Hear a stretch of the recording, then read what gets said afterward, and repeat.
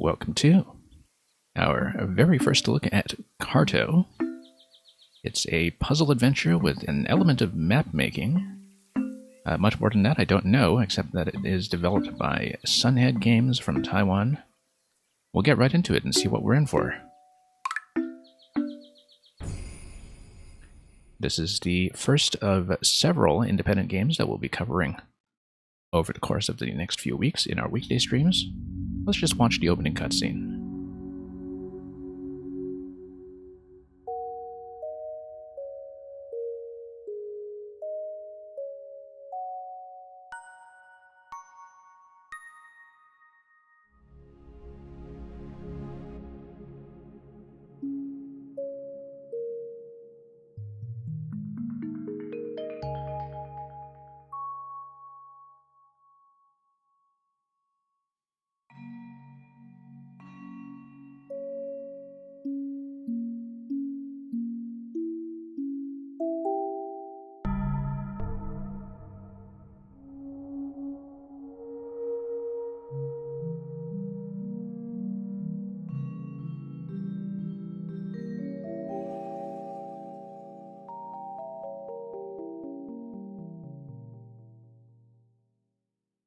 Well, it does seem as though we've established the central mechanic right off the bat.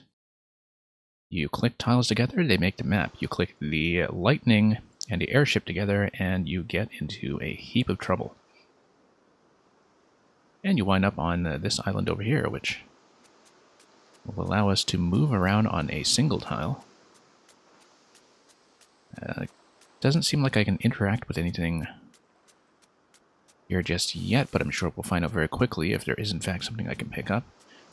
Okay, so you can walk through these. These, however, give you a hard collision.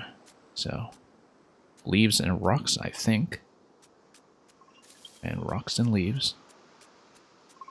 Anyway, this is going to be what people who prepare game demos, refer to as a vertical slice.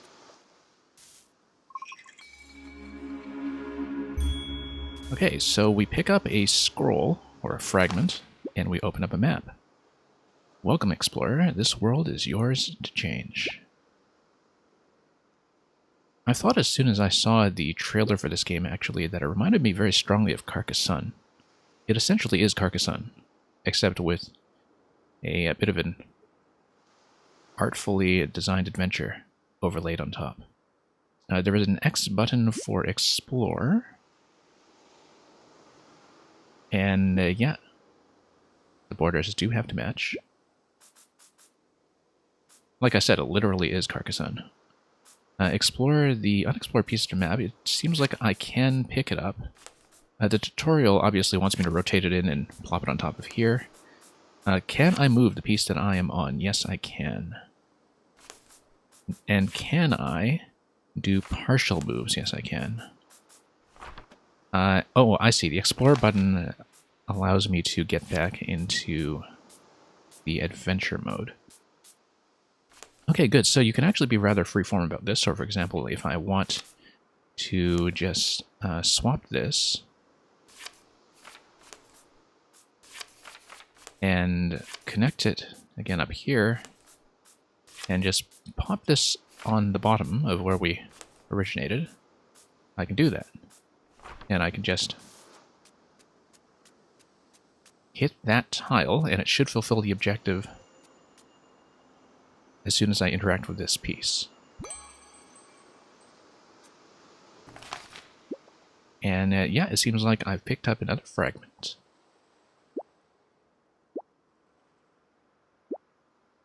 Okay, so looks like the new piece to display. I'm just hitting the Y button here. It allows me to toggle between the bar on the bottom and dragging things out onto the map. We can, of course, just extend this territory by placing it like this.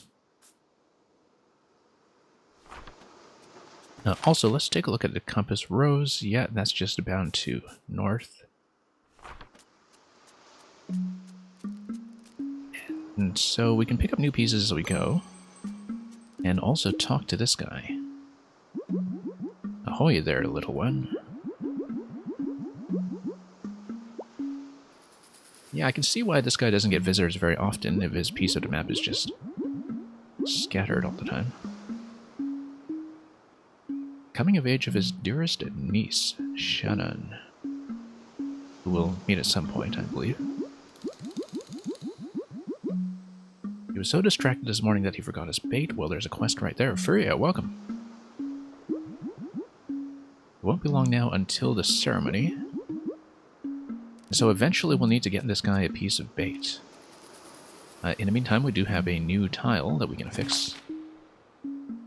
Looks like there is some kind of quest marker or hut, that is, on that tile, so let's just take a look. If I continue to talk to this guy, he just tells me to have a look.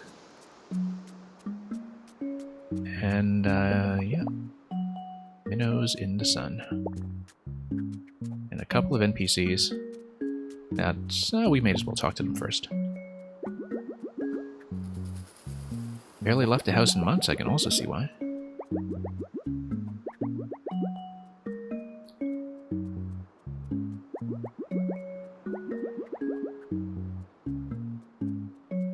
This little ladybug likes fish, not like that filthy little fusspot over there. Okay. We'll just try to remember that as we go.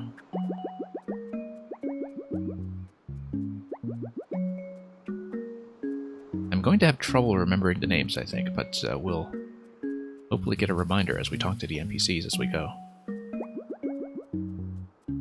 Right, the forest. The daughter that we heard about earlier from the fisherman.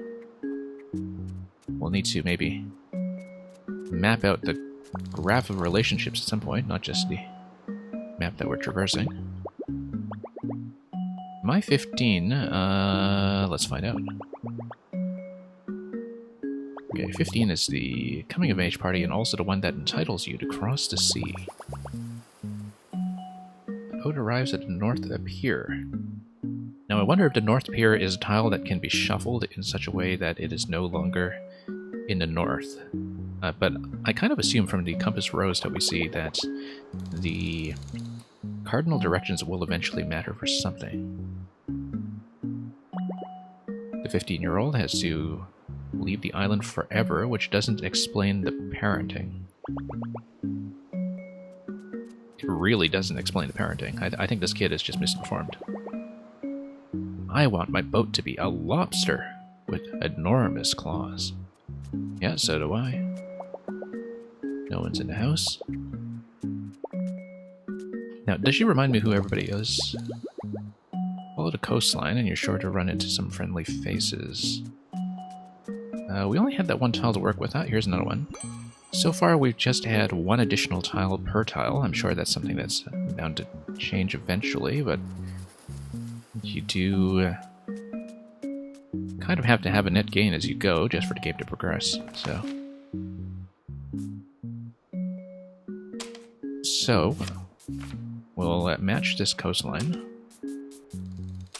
Oh, no, that doesn't match because of the elevation. So the elevation does matter. It's not just a water and a coast. And the elevation is something that's going to be demarcated by color. So let's just pop that up there. This must be a really interesting speedrun experience, actually, now that I think about it. Because of the way that you can create your own shortcuts as you go to get from certain quest points to other ones. Howdy, Captain Redbeard. Welcome. You came just in time for an unremarkable pile of dirt. Let's see if we can find an additional tile anywhere here. Also, it looks like it's not a change in elevation, but a change in biome that has to match. So previously we didn't have a match with the forest biome. So we can traverse everything just fine, except we would eventually need to match the forest. I also have not picked up an additional piece here yet, which implies to me that we'll need to find something to interact with this pile of dirt.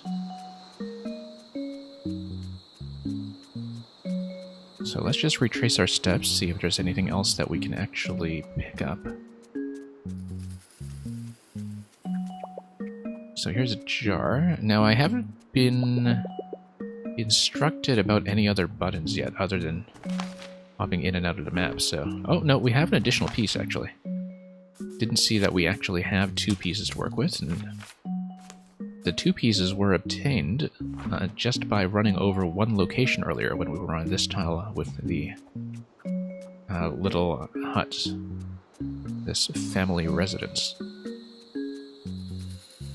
Or maybe I just wasn't paying attention to the icon.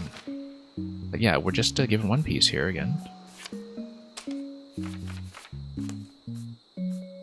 And that's going to give me another NPC, so... nice to have some of those mnemonics available.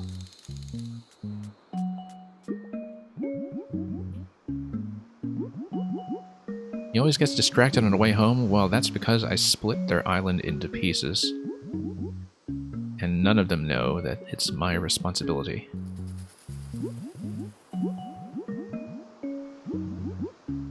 West of the one on the grassland along the sea.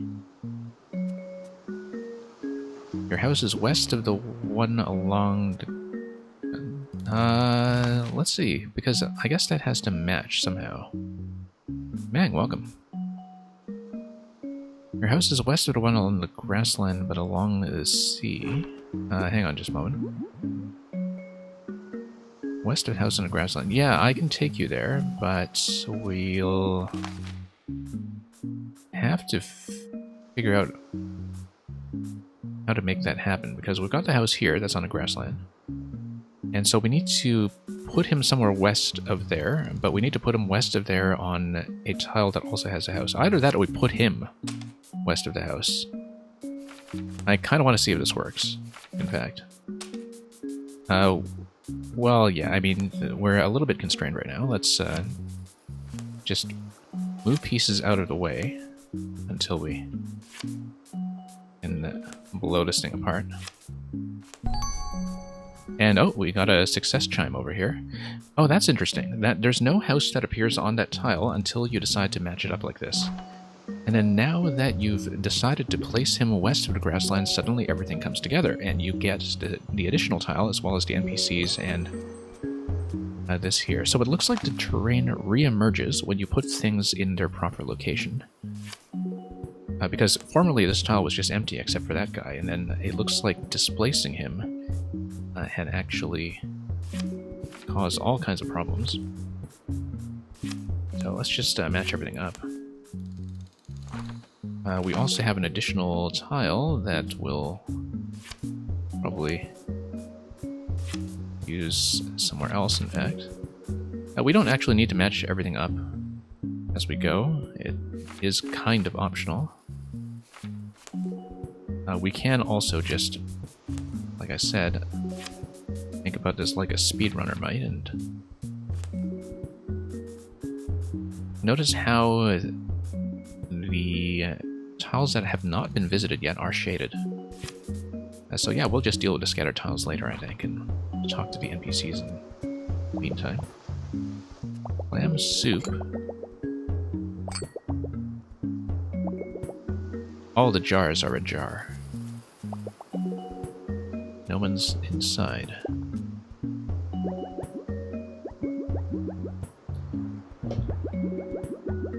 Am I from another tribe? Our people are pioneers of the sea. Once we set sail, we settle on the first island that we find.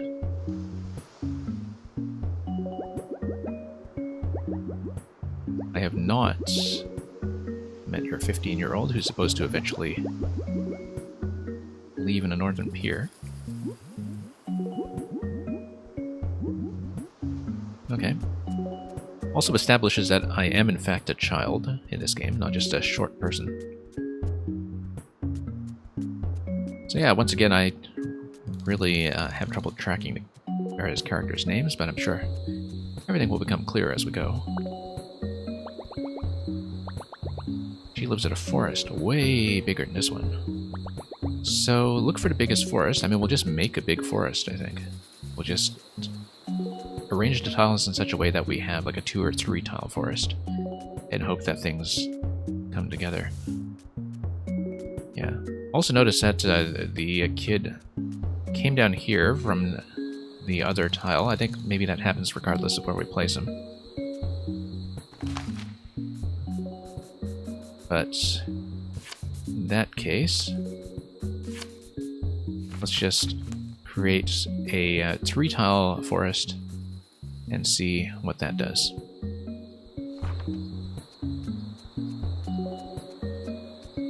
Quite possibly I need to space things out a little bit better than that, but we'll see how that actually goes.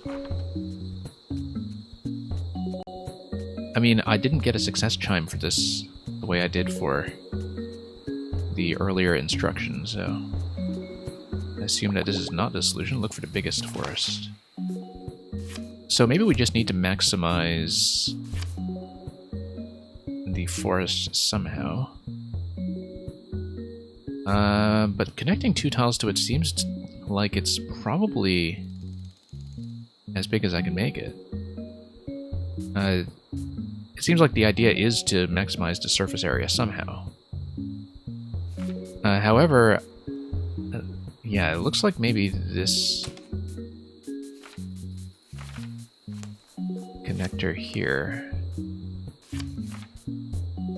may do something. Look for the biggest forest. This is still covering the same surface area, though, so I don't think this does anything.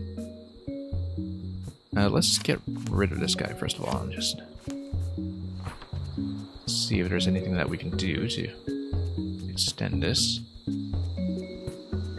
I don't have any additional tiles to make this forest bigger from what I'm already doing, though, I think, so. You found out the feature, Fury, of editing downloaded courses from Course World. Oh, is that a recent discovery? From people who are kind of doing the glitch hunting end of the scene. That's really interesting. I hadn't really taken much of a look at how much of the code was actually ported directly over from Maker 1 and how much of it was rebuilt. I hadn't really looked at that back-end aspect of the game. So yeah, it looks like it was something that was a deliberate decision.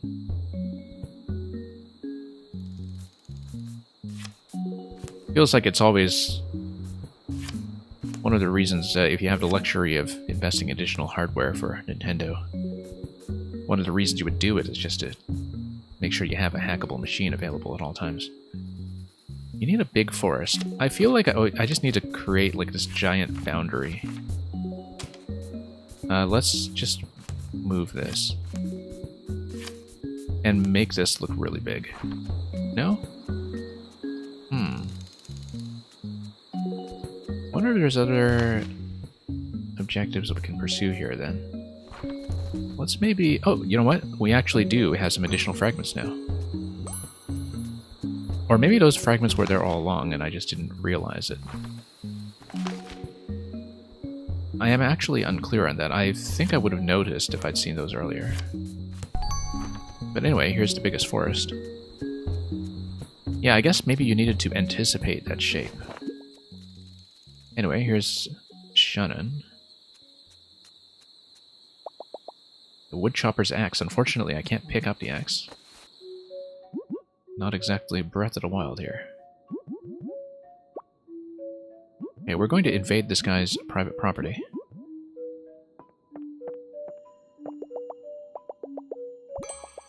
Oh, okay, so we know that map fragments are potentially hidden inside objects in the world, so we do, in fact, have to be attentive to that and just interact with as much as we can.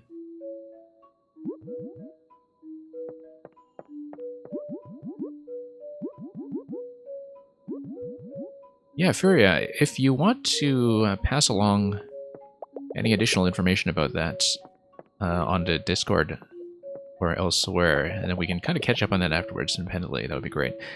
I am guessing that maybe it's just been the chatter among some people who, you know, do a lot of the code disassembly and hacking. And I haven't really kept up with that, but I'd be very curious to take a look at what they've been doing. Probably not going to mod my own thing that way, but I'm always curious about just looking up some of that stuff. Once our people set sail, they must never return to their origin, which still doesn't explain the parenting.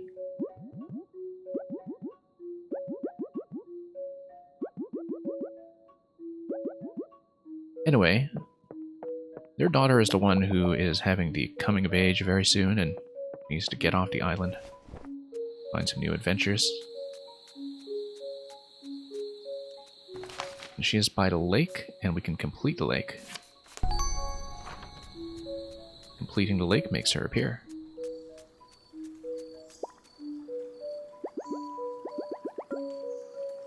She's not ready to leave. Yeah, I guess if she's never... If each generation of the family just sails off to a different island, I guess there's no real sort of institutional continuity, and furthermore, she's probably never met her grandparents either. Although maybe if the grandparents are on Island A and they send their children to Island B and then their grandchildren go back to Island A, then that's something that would like create that intergenerational continuity we're talking about. But I don't know their laws and local customs, so who knows?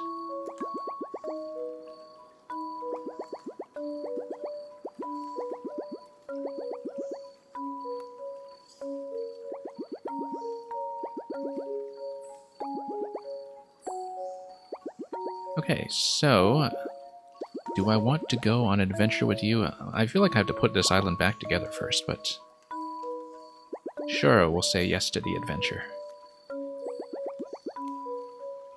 The original source was removed from YouTube by Nintendo. Oh, okay. I didn't know that Nintendo stopped that hard on stuff like that. Oh no, I guess I do. Yeah, I've encountered that with some other games before, I think. In terms of anything that gives you actual hacking instructions. But it's not so much the instructions that I'm interested in, I'm just kind of curious about the code history and what people found out about the software.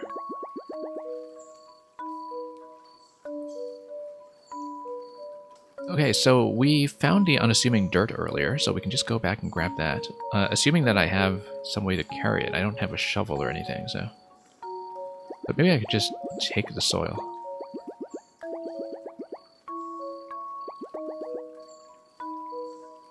Oh, we've got a bag. Okay, great. And we also have an inventory. Forest, coastline, and grassland. Yeah, we know where that is. We've seen it before. I don't know where I moved that tile, though, actually. Forest, grassland, and coastline. Yep, there we go. Scoop, scoop, scoop. And we'll bring her our loot.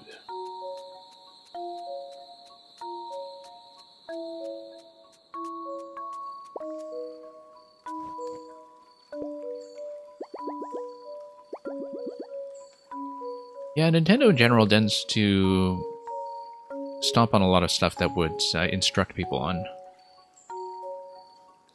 how to disrupt their hardware. I mean, there's a pretty wide scope for what they can go after when it comes to things like copyright claims on YouTube, so...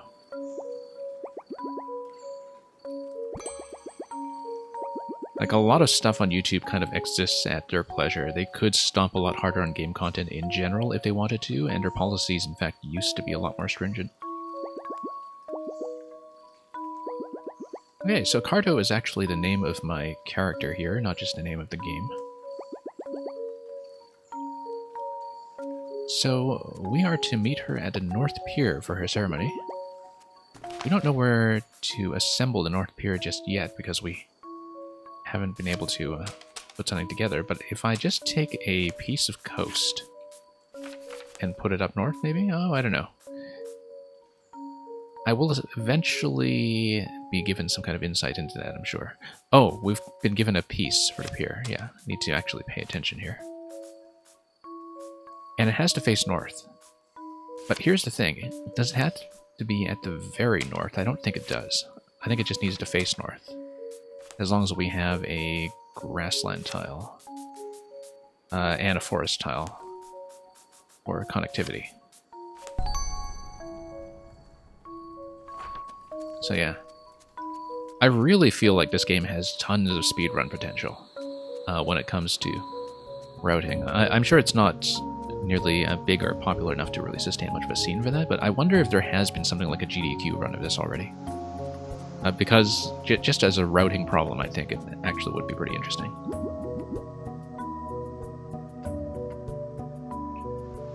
Sure, yeah, they only care about current generation hacking, not older ones like 3DS and Wii. Yeah, I mean, I guess it depends, though, because I know that the people sort of involved in the old Project M scene on Brawl, that a lot of their content is up, but it's more that they kind of have to keep a reasonable distance away from anything that is Nintendo sanctioned. Like, they don't mind so much if you leave it up, but I think Nintendo definitely doesn't want people to run into it. I actually have no idea whether the whole Project M thing is still active ever since Ultimate came out. Because it seemed like it was a bit of a stopgap for people who wanted to play in the Brawl engine for some reason.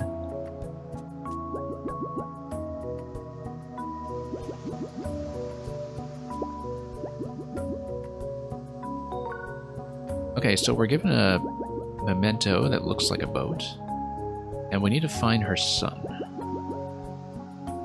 Let's make sure we talk to everybody. I guess this was the tutorial island, and given that it is the tutorial island, I wonder if we'll interact with these NPCs again at some point, given that they did actually have a few things they wanted that we never really managed to resolve. Like this guy looking for his bait. And, yeah, let's go.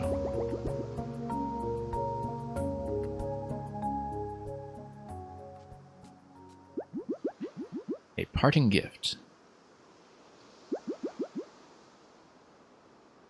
That sounds like an amazing necklace.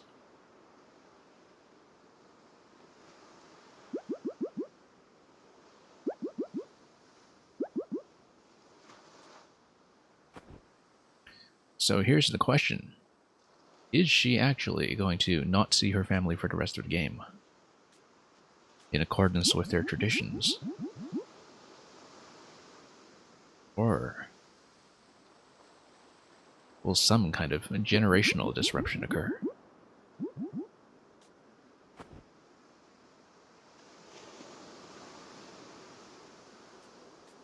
Anyway, very sad moment, but they've all been through it.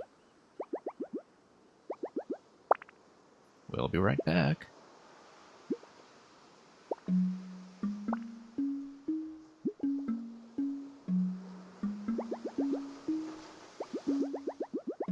The kid who's crazy about lobsters has excellent taste. Anyway, we are off to Tutorial Island. I wonder if we're going to play with the same tile set at all, or if we just start completely fresh now then, on a new set of biomes. Anyway, looks like we are attacked by the characters from Splatoon. So we have a shipwreck incoming, I'm sure.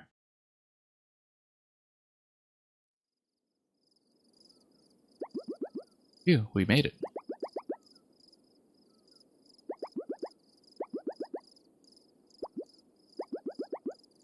Was it just that tile, or did I accidentally skip the scene? I'm not exactly sure, actually. Because I did try to page forward with the right arrow. But that was really the only card that we saw, so... I guess that was just a transitional, interstitial illustration. Something about a sunken city. I feel like I missed a cutscene by mistake. Or missed a sequence of artwork by mistake. I'm not really sure. Because I just hit the A button and it seemed to get me through the whole thing, so... we'll be careful with that.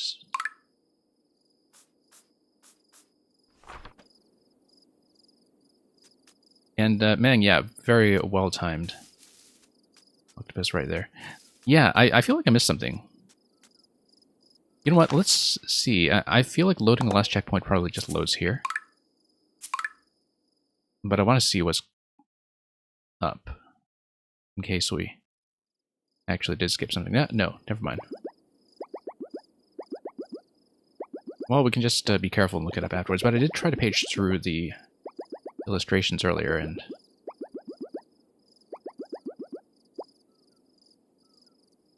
yeah, I guess maybe this is just something by implication that she thought she spotted a sunken city somewhere. Anyway, we'll keep that in mind if we run into some other cutscene illustration sequences later.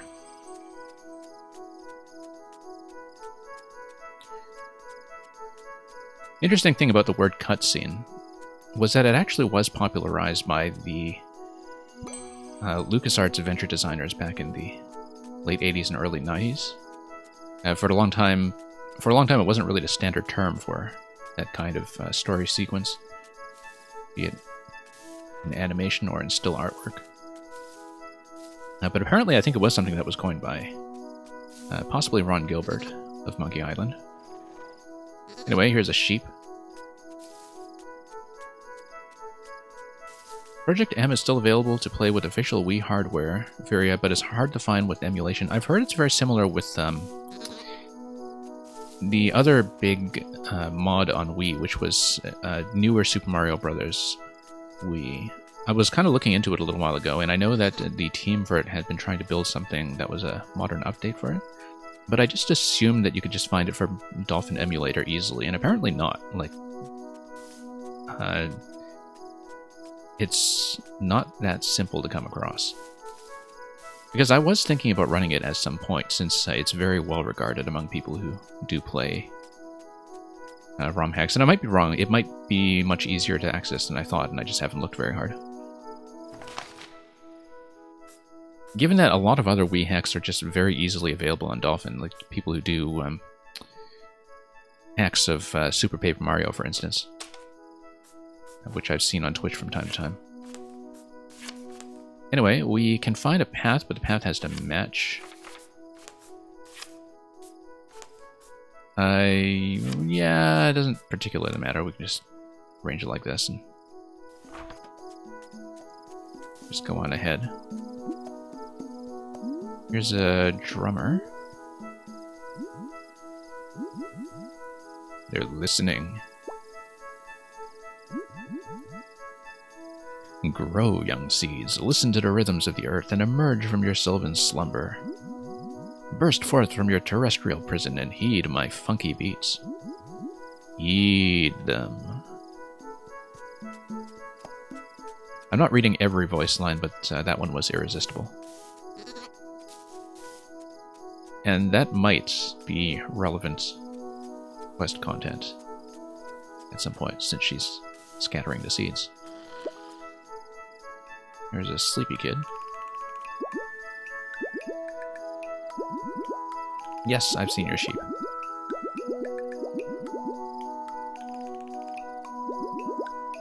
Yeah, I'll round up your sheep. I guess I just need to tag them, maybe.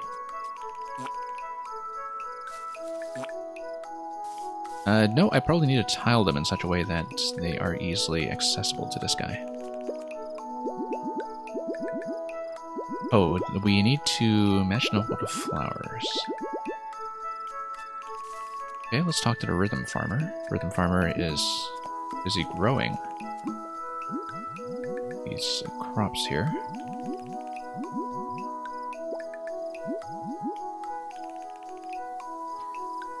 Okay, I need some honey fruit, but not the red devils.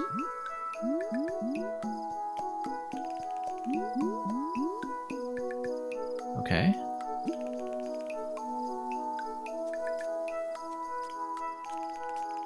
Wait, let's...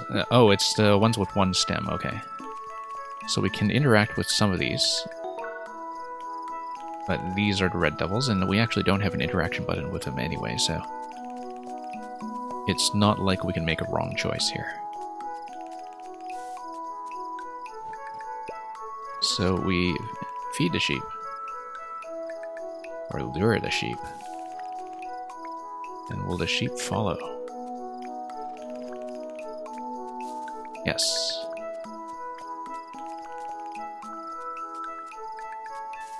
Oh. Well, he's on the same tile. I wonder if that counts. Okay, we found Bradley. Now, do I have more honey fruit? Yes, I do. So let's grab the other sheep.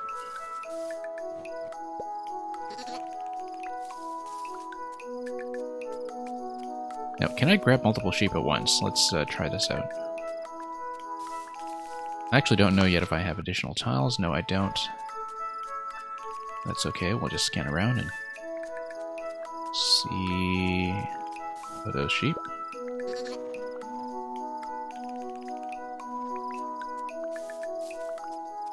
Should be one more to go. Unless there is one that must come last somehow. Oh, sure, let's just return these two. Veronica, safe and sound, you naughty thing. Only 2 sheep left to find. And Silvio. He doesn't see Penelope anywhere.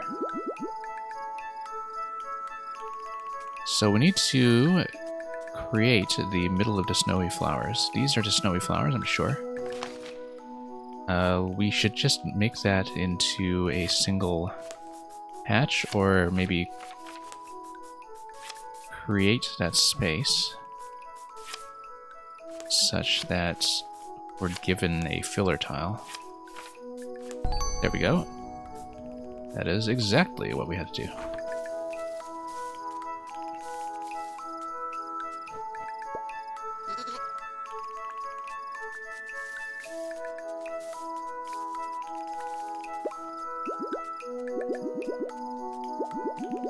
Okay, so live on the other side of the prairie, just follow the road. Let's let this guy count sheep to sleep. Oh. This sheep is irate about something. Oh. Swallowed a fragment of the map, that's why. So we need to follow the road. Let's do that.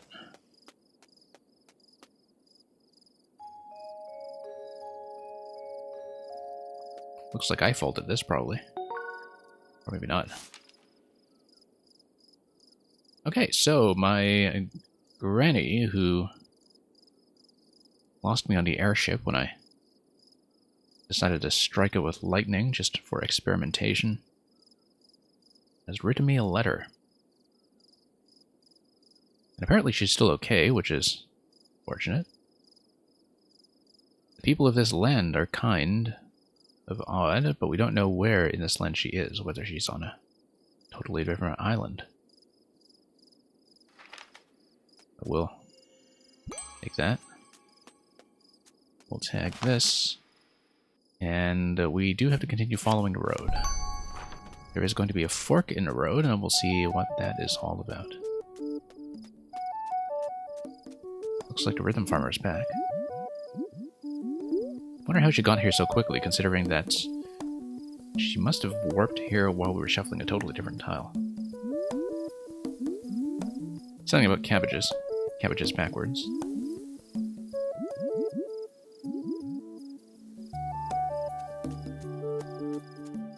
Alright, we'll see about that. And we'll also talk to the teacher. This is a lunar lotus. It blooms in the moonlight and burrows underground during the day, and that might be relevant. Learning about all the plants. The lunar lotus to be bristle. Sometimes he stops by the river. Okay. We'll keep that in mind. Also, there's a sign here. Straight roads to bridge. And curved roads to tents. Well, we can just reuse these tiles, I think. Probably. If we just reuse these tiles... Well, maybe not. Let's...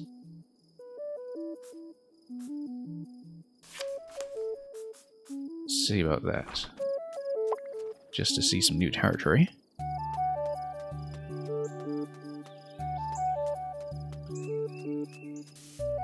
Okay, so we need to think about this instruction here. Possibly we need some additional straight roads. There we go. And yeah, look at that. When it creates a tile by implication, or by extrapolation, it will kick out the ones that don't match. So we have one curved road here. Eventually when we get an additional curved tile, then we will place it up here just to see if we can move everything. Curved roads to tens. Now here's the thing, when we create a tile like this, am I able to place it differently afterwards? I think I should be, yeah. So we don't actually need to follow the construction that we made. We can just make the tile appear, and I can still get onto it however I like. Don't interrupt my secret mission. Looking for the head of the river. Okay, looking for the ghost lily.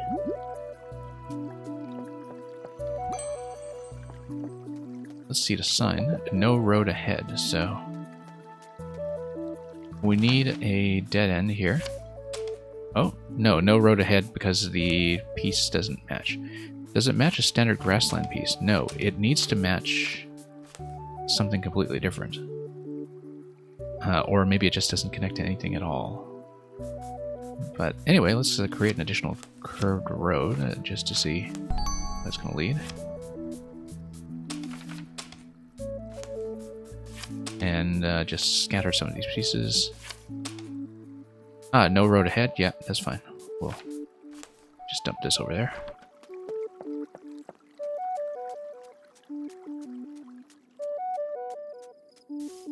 And what do we got? We've got a hut. I tried to get some shut-eye, but Penelope kept farting.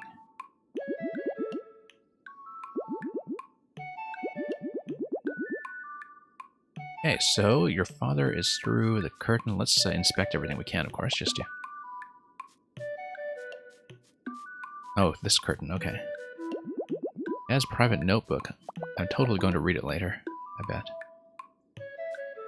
Maybe not. I know precisely where it leads. Oh, except we need to create some kind of curvature then. Maybe. Well, he says that it's going to be through the curtain, so can I actually change tiles? Yeah, okay, so you can actually move tiles in an interior, so that's what this room is meant to instruct you on. So this is actually the first multi-tile interior space that we've seen, and so it acts as a tutorial for that mechanic. Also, it shows you that there are multiple exits. Oh, interesting, that you can come out here to a totally different tile. So there's an entry tile and an exit tile. And so you can use this as a bit of a teleportation point, actually. And eventually we'll probably need to match this up somehow.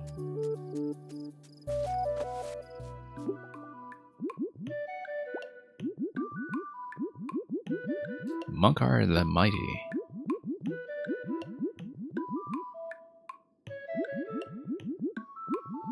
Okay, new type of rose by any other name.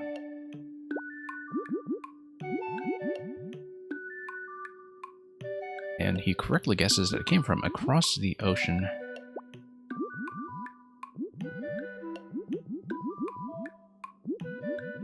Okay, so I do get a chance to look at his notebook.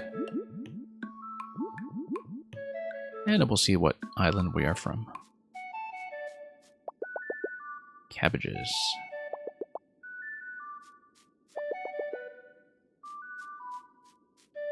Okay, let's take a look at the book.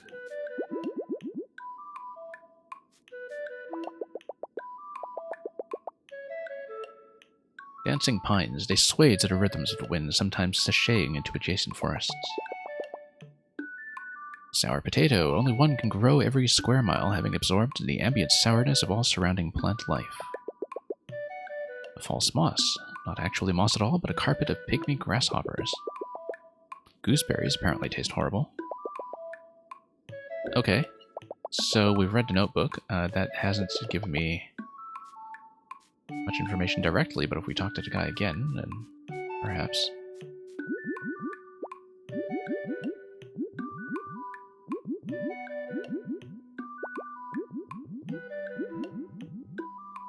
So, a unique plant grows in each grassland and ours is a mysterious ghost lily. Yeah, we heard about that earlier. We need to follow the river for that, I believe. Glows with a most beautiful light, but is as ephemeral as its name.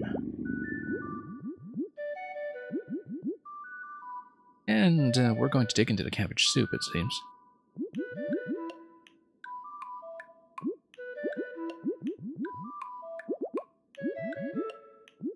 We ran out of glow leaf.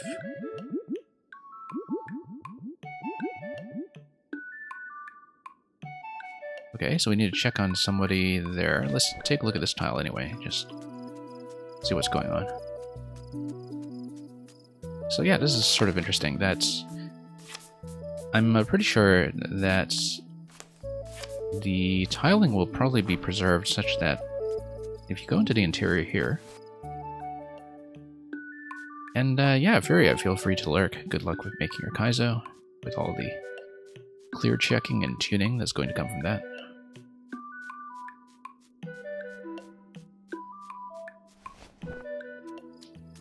Anyway, let's see what's up with this guy. This forest smells like Uncle Ganga.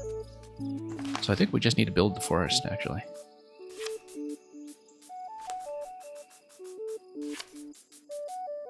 No, we have an additional forest tile that I haven't even seen yet. Because we put the curved path there earlier. Let's just reveal that tile first and then see what this guy is up to. You heard Uncle Ganga's voice in this forest? Yeah, let's just create the forest then. There we go. And yeah, it looks like that is the mouth of the river.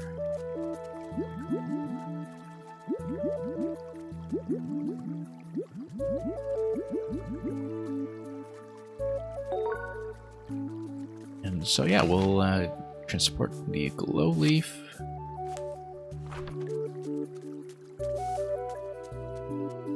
May as well shortcut our way through.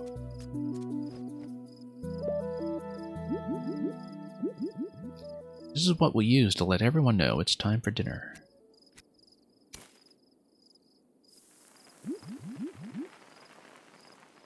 Is it just me, or is he setting that thing on fire?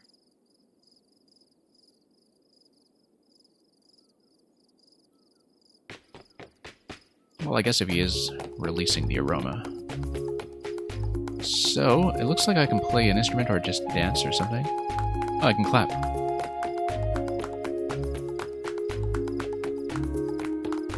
So I can just clap along all I like.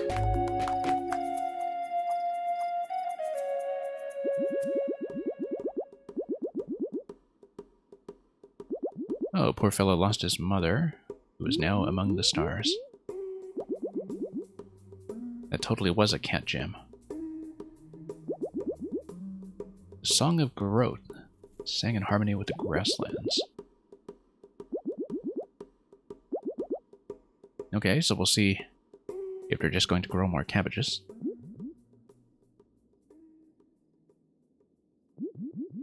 We have a very exciting situation developing at the river. Oh yeah, because it's nighttime, and we did see that there were some things that changed with nocturnal conditions, maybe? Oh, maybe not. I think it's back here. Look what a mess we've made of this island. Shuffling everything about like this. That's okay, as long as we're still progressing. These people won't notice a thing. They can warp around the island as much as they want anyway, as we get the pieces into their desired places. The flow of the river changed. So we need to change the flow of the river, which is actually what they did with the Chicago River at the beginning of the 20th century, or at the end of the 19th century, I think. That's a neat little bit of engineering history that is worth knowing, that if you look at the way the Chicago River flows into Lake Michigan. It actually flows away from the lake because of the way that it was kind of reworked quite deliberately for things like flood and possibly pollution control back about a century ago or more. So we have to do something that is not sheep related. I mean, we have plenty of water to work with here. Probably we just need to rotate this piece in such a way that will reverse the flow. We'll probably need to reveal something additional, though, to get that moving properly.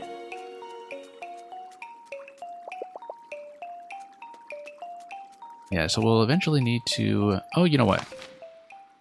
I could also just rotate this completely. Let's not do that, though, without getting back to that tile. So yeah, the river... The flowing direction is going to be outwards, but if we link it to some other body of water, perhaps. Well, let's take a look. Let's assemble some additional clues just by talking to these people.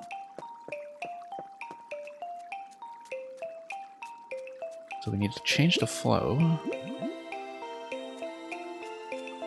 Let's talk to some of the other characters and see what kind of insight they can give me.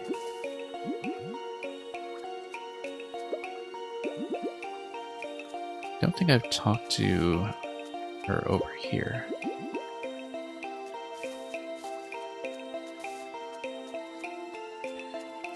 So, in order to reverse the flow of the river, what can we do? We might need to construct something to sort of generate an additional tile again, perhaps, but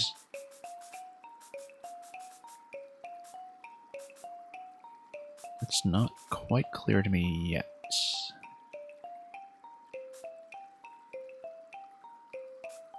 There might be some other clue that I was missing from earlier that I haven't thought about yet.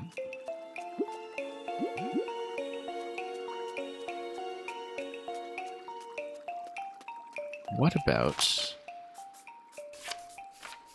no, let's actually get back onto this tile first.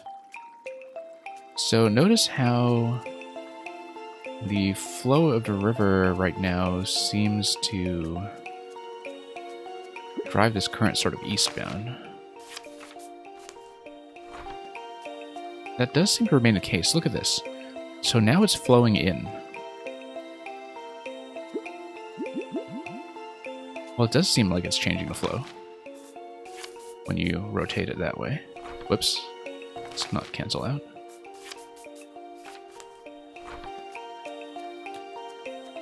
And if we rotate this piece, for instance...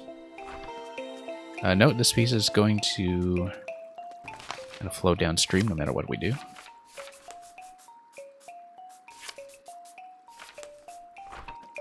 This piece doesn't, though. This piece seems like it is consistently flowing eastward. So here's the thing. If we have an outflow like this, the flow changed. Okay, now you need to hide. Yep, that's exactly what it was. And so we need to pick a hiding spot then. He has space, apparently. Alright, let's see what happens.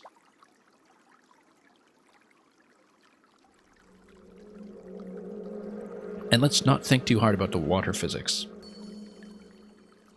of how things seem to flow by cardinal direction. Anyway, that's a ghost lily. It's going to go down to pad. We need to follow it down to river, obviously. Otherwise, these guys are just going to panic and losing everything. And a sheep scaring it off. What do? You eat the sheep, obviously. Sheep is singly responsible for this. Oh, we know what to do with this. Create the bridge.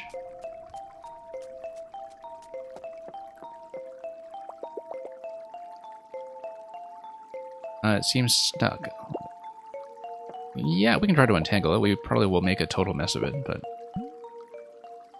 Will we make a total mess? Yes, we will. We'll go down the river, and we'll wind up somewhere completely different. We're going to fall off the map.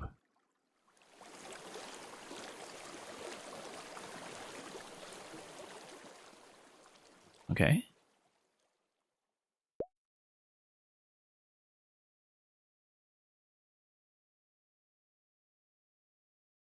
And once again, it looks like we're just given that single card. Looks like this is going to be a total reset of the map, I think. It's not going to be full territory, probably. But let's take a look. Yeah, it's going to be a total reset. We'll see how reuniting with some of the other characters is eventually going to work. If it happens at all. It will happen, I'm sure, but probably not with the same kind of territory, since we have this territory reset between zones. Sounds coming from the east. We have a couple of tiles to work with here, as well as a tile I've not visited yet to the northwest rather. Let's take a look at that. Also, one thing that immediately strikes me is something I can do is just to rotate that tile so we can see what is on this bank. Just out of curiosity. And similarly, we haven't seen this bank just yet. Okay, nothing of interest. And so we'll just disconnect the river. This guy's giving a hoot. Interesting that this is going to travel westbound regardless of the orientation of the map. So if something needs to be activated by sound, then we place the respective tile to the west of this one. You want to draw a circle? Okay, we'll just make a circle with the river. That seems pretty simple.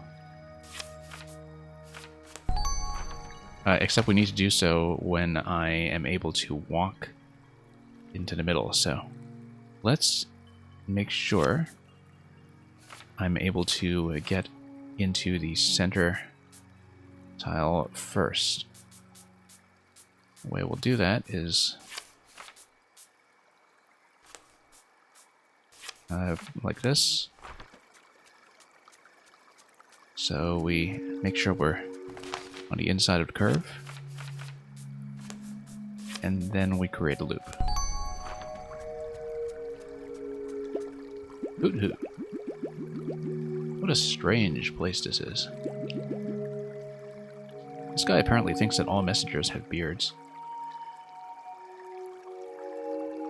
And yeah, man, I guess this game really is all about closing parentheses.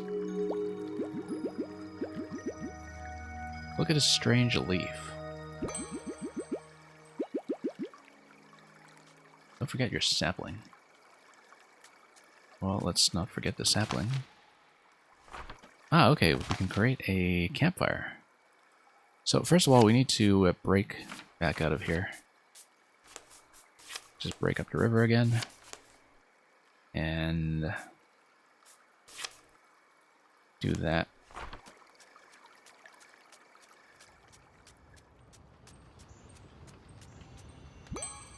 And pick up some pieces. We'll talk to these guys afterwards. Fair forest to you. Roads within the fog. Fog within the mind. Fog is deep. You will go deeper. Eyes open.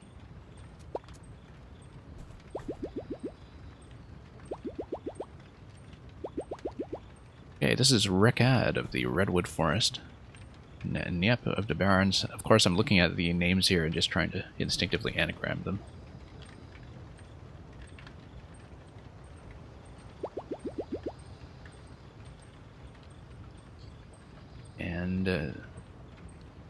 have their animals to guide us. Okay. Yeah, we'll just use the animal clues somehow. I love how their colors match their respective animals. This guy has amazing hearing, so if he has amazing hearing, we want to put the owl to the east of him, probably. Vulture, best companion. Fly high, strong beak. Prepare excellent furs. So noble. I don't remember which tile it was that had the owl earlier. I think it might have been this one. But regardless, we'll see. It's possible that the NPCs move around. Usually there are icons that designate where they're located. So I may be totally wrong about that. Oh, also we have additional tiles that are going to create the fog that this guy was telling me about. So, he was saying something about the fog. We need to go to the fog. The fog, however, has to match the road, which is fine.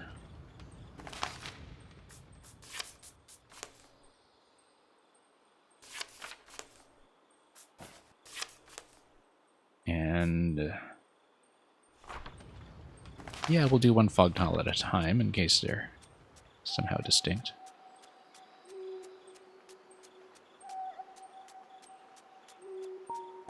So there are some seeming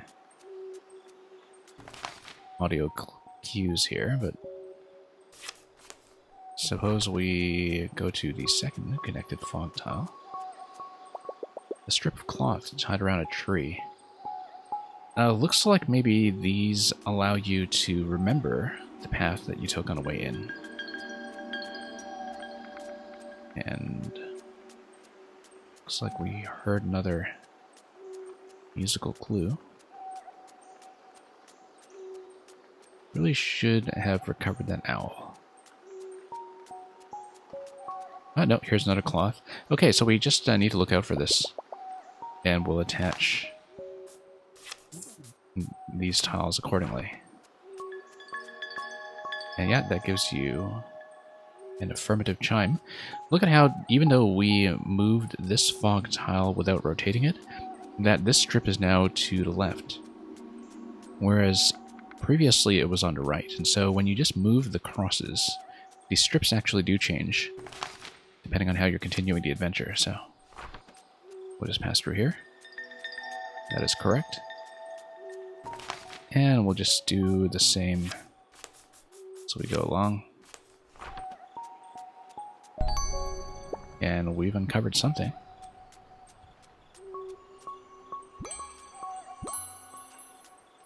Okay. New tiles. Alright, let's just pop these in, see what we get.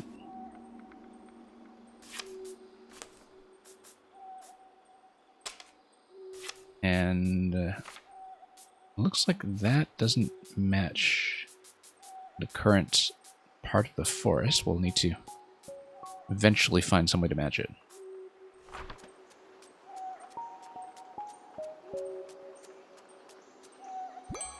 Anyway, this guy, he has a matching animal as well.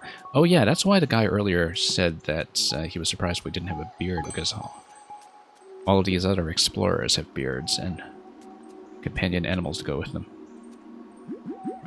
Hello, forest friend. Where's my animal companion? I don't have one. Sad face. Love how I speak in emotes here. The wildwood is so dense and ever-changing. Even we messengers, yes, messengers, that's what they are, cannot navigate it alone.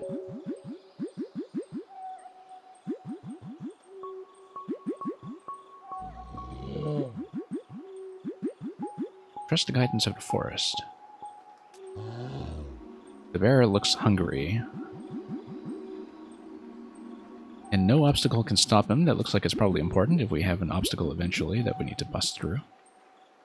Water here comes from the evaporated fog. Very nice.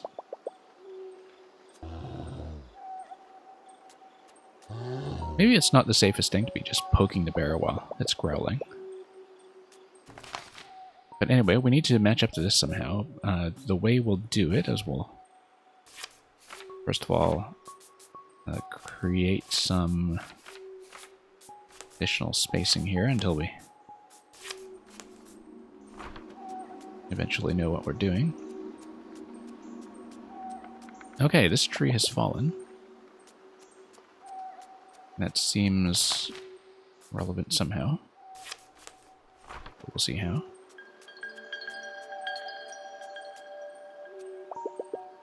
Okay. I guess we just need to trust the forest by continuing to tile this. No. That's the first question mark we've hit. That seems to imply that we did not read the clues correctly. Probably because of the trees. The trees point in the direction you want, perhaps. That the tree falls in this direction. And maybe if you follow it, that's the clue that you want. Such that if you come over here, that's correct, and the tree points backwards, so we're actually going to go back. And that's correct. Interesting way to teach that. Given that it will be the natural instinct of the player, I think, to assume the first thing, which is follow the path, and then immediately you notice that reversing is what you need to do. Anyway, those guys are going to meet, and they're going to greet each other, and we need to now follow the tree north. Let's do that. Dot. Okay, so that's not correct. Let's go back here, see what the trees tell me. I'm going to go down. Maybe we need to continue in the fog, actually. Using these two tiles. I was going to say up. But here's how we're going to do it. We're going to go up like this. Using the two fog tiles that are in this little self-contained micro puzzle. That's correct. Showing me something a little new every time. And that's going to finish up this segment as we retrieve some additional pieces. Okay, so let's visit some of these guys. Notice how we now have a piece that will... Whoops. Let's get our buttons correct here. We now have a piece that will actually match that segment up there. We don't know how to connect to it just yet, though. So we'll go down here first, and then we'll see. More tiles. Looks like everybody has gathered. I wonder if I will also get an animal companion. I kind of hope I'll get a lobster like the kid in the original tutorial island. Road ended. Still a path remains. Yeah, let's hug the bear. Aww. Can we do it again? Aww. What happens if I refuse to hug? Does he, like, eat me or something? Probably not. This is a very gentle game. Oh, okay. He just gives me a look of disappointment. That's okay. Aww. Let's hug. Okay, there we go. We forest folk are big huggers, as you may have noticed. Just a bear, actually. It's not like the vulture is giving me a hug.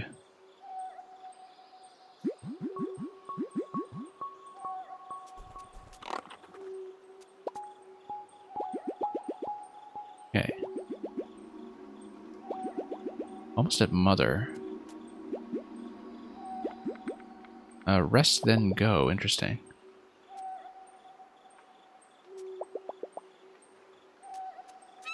So, let's think about that symbol. We haven't looked at the new pieces yet. Let's do that first, actually. Some additional fog. This should connect just fine. Let's see what kind of clue we're dealing with this time, then.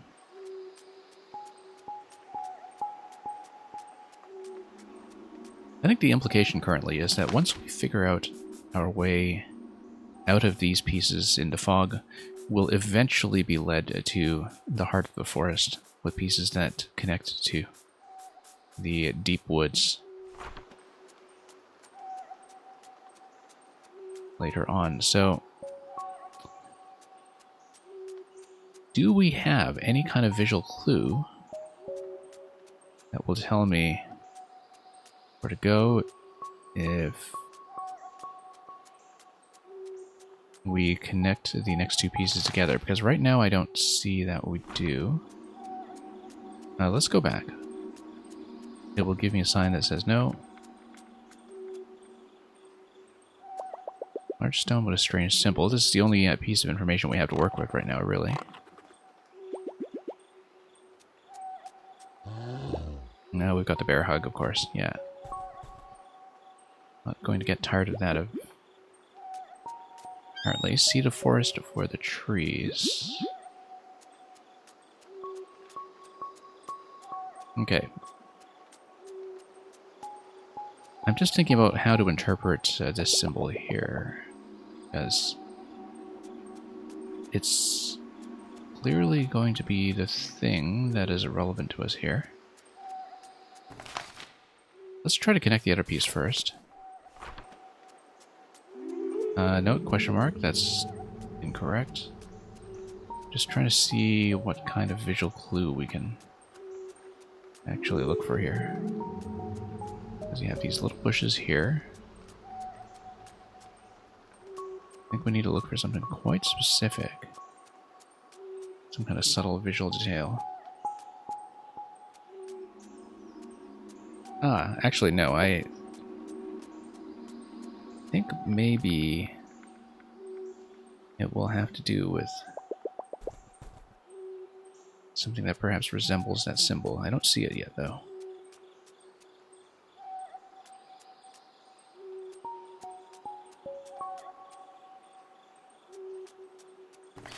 I think I do have to disconnect the tiles first, just to see what we can do here.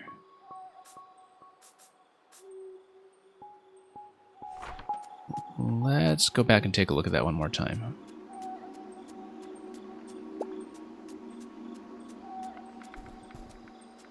Nice little indication there that we have run into an obstacle.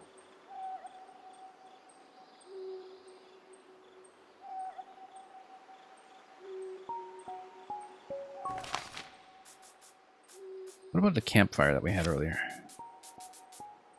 Campfire seems to have been extinguished. I kind of want to see if we can do anything about it.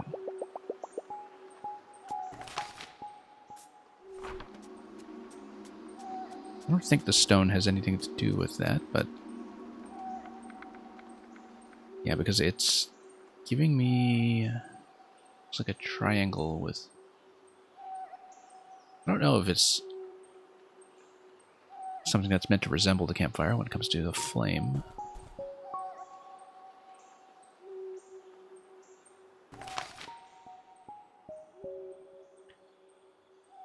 I wonder if the orientation matters, actually.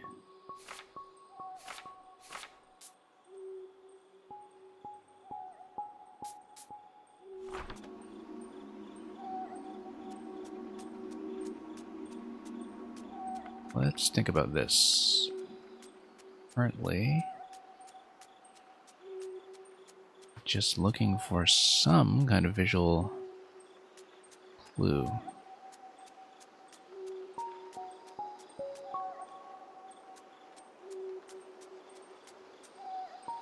Maybe it's the pattern on the trees.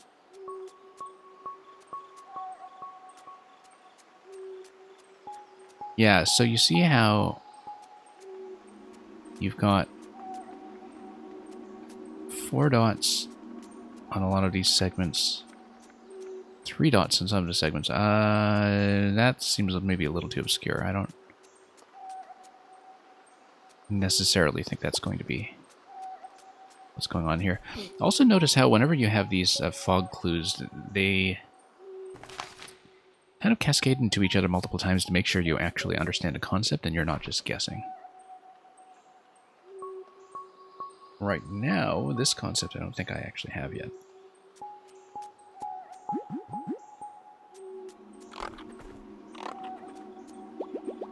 No real clues from these guys yet. See the forest before the trees.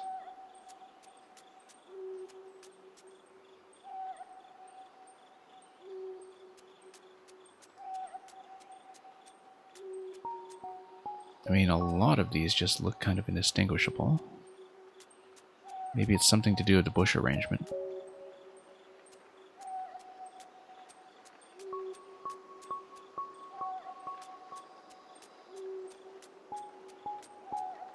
Difficult to say.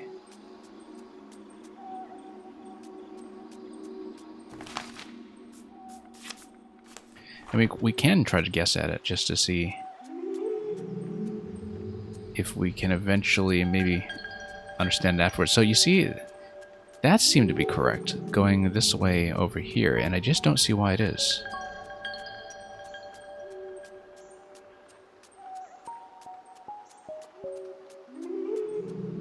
Because I don't actually see the clue that we're using to make that happen. It may be something to do with that tree pattern that we have here. So for example, if it's this side that we're leaving through, why would that be? There's something to do with its shape.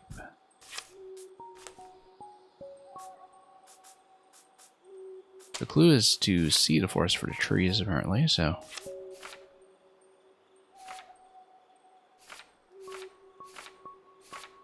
I think these rotations... Yeah, the rotations actually do make a difference.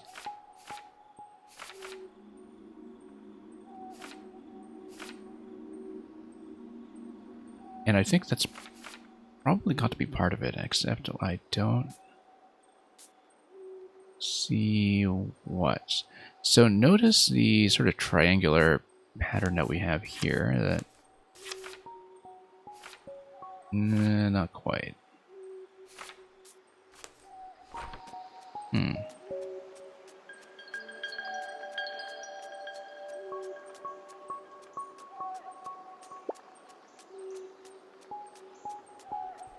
Yeah, this is not clear to me yet at all. Do I have anything in the inventory here that could assist with this? Okay, well, let's try to figure out why this was correct. You had the bushes up top.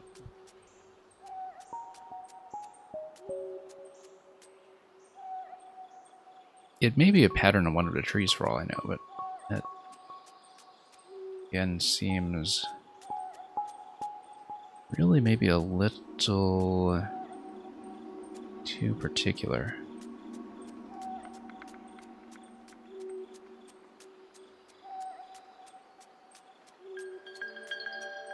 No, there's just something I don't understand about how to read this clue. We can just try to tile things until we get multiple solutions correct. I mean, it seems like this is guessable, since there are only a limited number of possibilities. Oh, look at the swaying of the trees. Look at the swaying of the trees. That they point in a certain direction.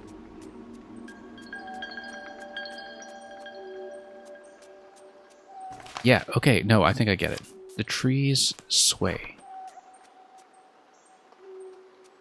And the swaying tells you where to go. So now you go back to the right. Correct. And then you go further back to the right. That's why. Very subtle. But you just needed to watch the transition as you go from one tile to the next. I think it would be very difficult to guess just from the first tile. You do need to mess that up a little bit. And thank you, Red Knight. We're getting closer and closer. This is the only one that I've actually been sort of temporarily stumped on so far. Everything else has been fairly straightforward.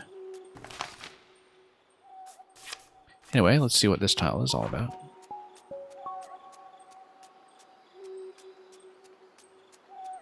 Okay, another paper airplane.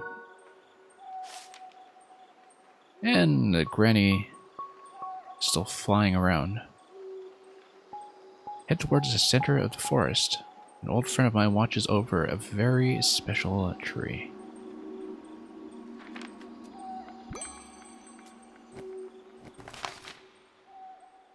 Yeah, Red and I hope you're doing well.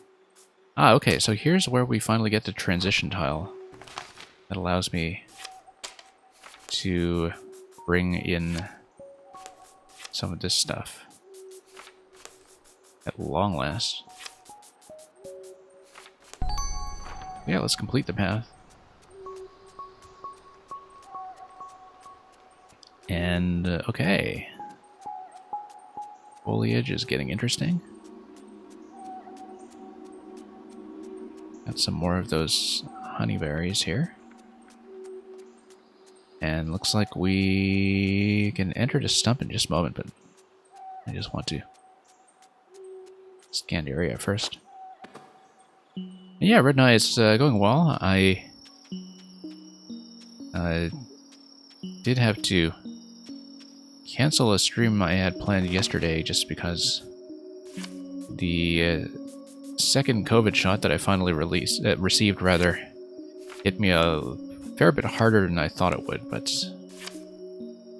that was just for one day, and everything has been going well since then. So yesterday I was definitely not in any shape to be playing video games or streaming them. But today, things are fine again. Okay, looks like the path here will probably not connect.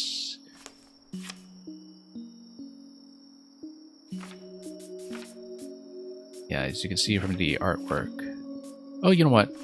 No, you can connect them. They don't actually deny you any boundaries here, so I think maybe we just continue exploring each of these tiles until we...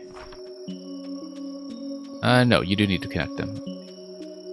Oh, interesting. This allows you to match the tiles even if they wind up with some mismatches in the pathways, such that if you have like a doubled pathway like this,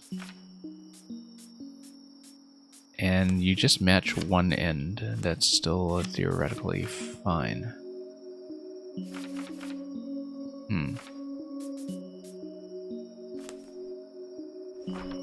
And yeah, the second jab in my case definitely hit much harder. The first one was barely an issue. The first one, I just had a sore arm for a bit about 12 hours later. The second one basically took me out for a day. And that's alright, just need to plan around it sometimes and make sure you don't schedule anything too critical going into that. Hey, we've got a worm here.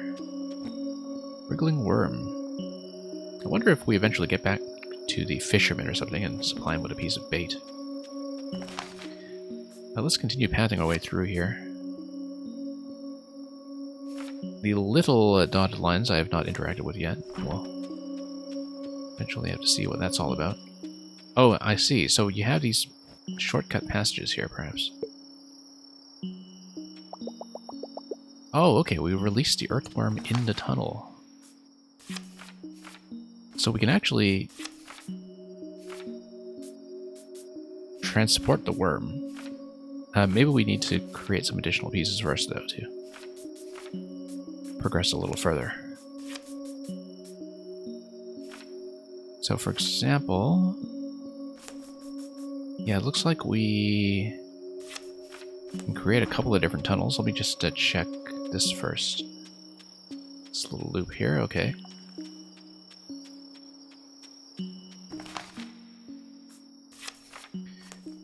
Yeah, it looks like this warp point we have coming up is probably matched to the other side of this tree. Oh, interesting. Okay, so we've warped out on this end of the tree. And we can continue down here, I'm sure. This guy's singing, the owl is hooting. Ah, she's right. She's always right.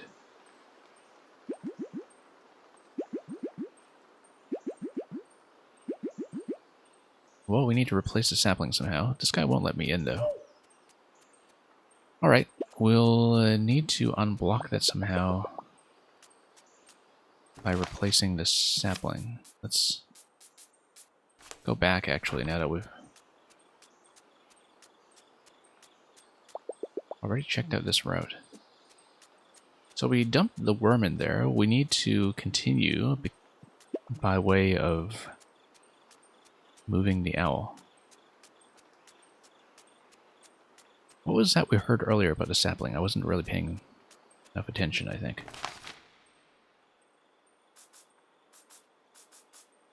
Let's just bring this back for a moment. You know what? We can just move some of this.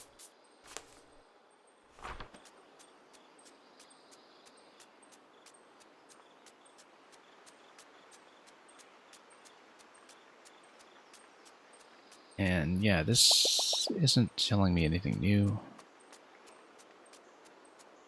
Okay, so the fact that I can't go back to the tunnels right away means that I do need to rely on my memory a bit here to see what that sapling replacement is going to be.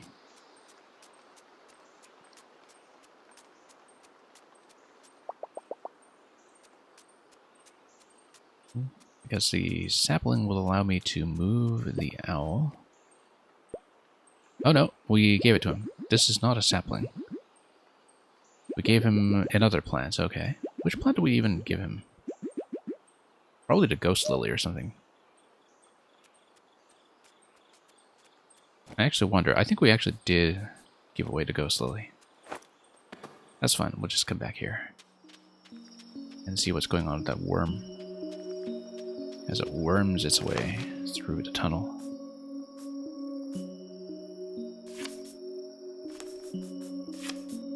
And we have some additional space to work with here, by the looks of it. Ah, okay, so it tells me the worm's path so far. So for example, if you manage to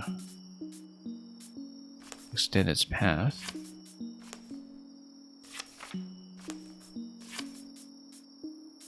let's see. It's a little bit difficult to see, but looks like we can eventually have a bunch of connectivity here to send the worm through all the way, except of course this piece currently doesn't match.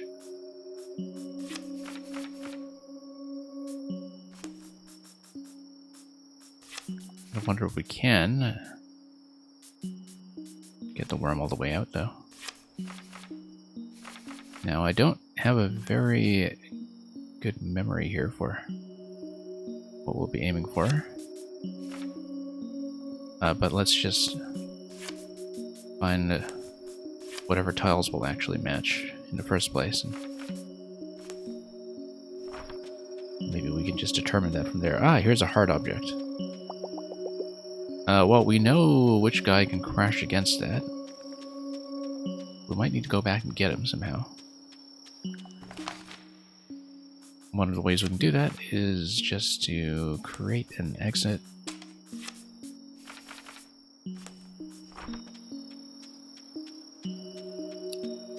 Pop back out and maybe hope he appears. Okay, already checked out that route.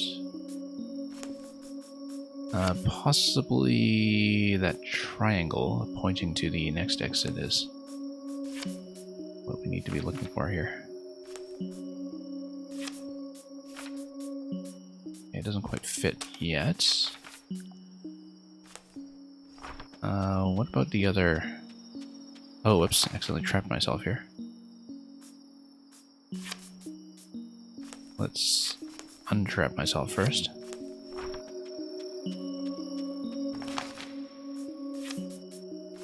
I mean, it's going to eventually be something to do with that worm. Eventually. Yeah, this is where I just dropped in. For Yeah, I think that was just a drop location. So let's create a different kind of exit. I think I should be aiming for that arrow.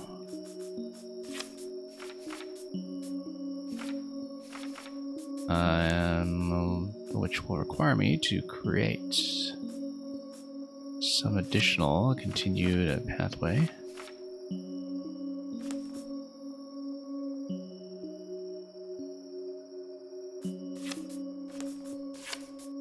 Nope, doesn't quite fit here.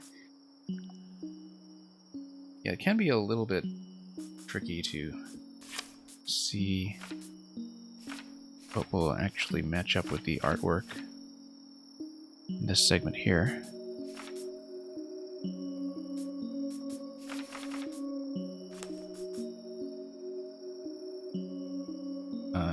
But eventually, yeah, let's see if I can get this to match up with anything, really. Seems like it's a difficult one to line up. Because I don't currently see this lining up with anything, really.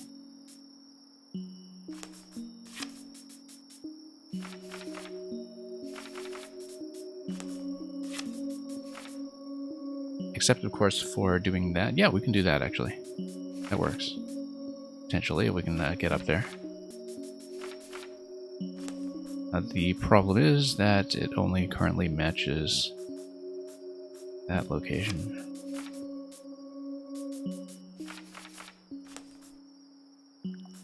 If we can match this some other way.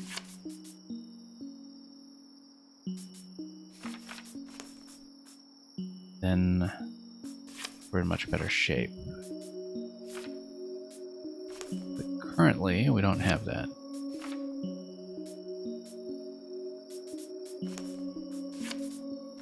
Let me just try a few things here, see if we can get anything to line up with that.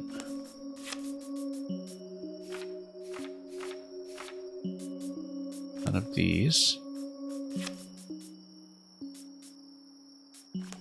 And yeah, this concept is pretty cool. Seen some pretty interesting puzzles in here so far. The issue currently is that I'm trying, I think, to get to the exit point that has the triangle over it. And I'm not seeing anything line up with it except for this tile. I'm trying to get onto this tile first. But currently, we're obstructed by the boulder. Here's the thing. Possibly the worm can take care of the boulder. I don't know if it can, because we met that NPC earlier that would supposedly get rid of heavy objects for us. But I would need to hit an exit first to get him. I think maybe the worm actually is the solution here, then. If we can figure out how to link up with this pathway. Probably like this. And then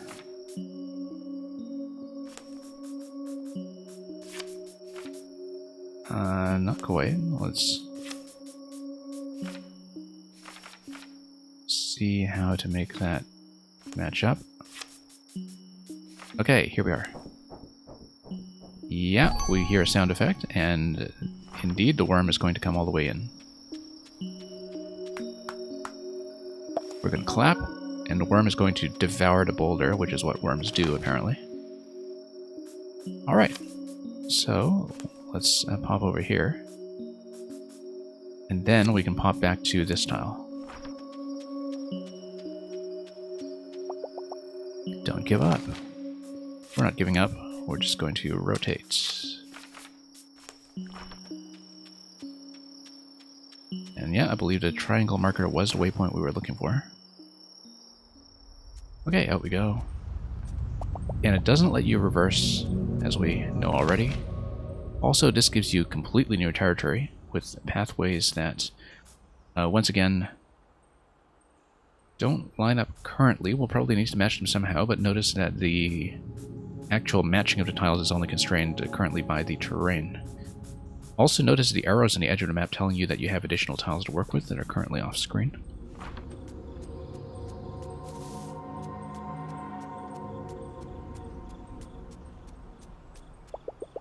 A broken stone bearing part of an incomplete symbol. So yeah, we'll need to reassemble some of these things, I'm sure.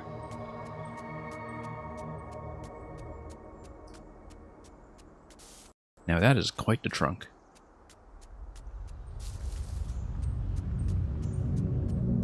An even greater tree than I think we had seen previously. I'm sure we have to restore it somehow just by making the various pathways line up.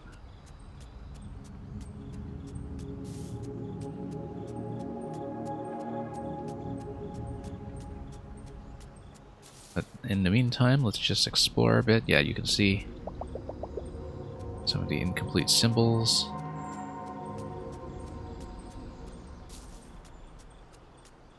And yeah, I guess we just need to recreate the tree. Yeah, quite liking the music to this so far. It's very subtle in many ways.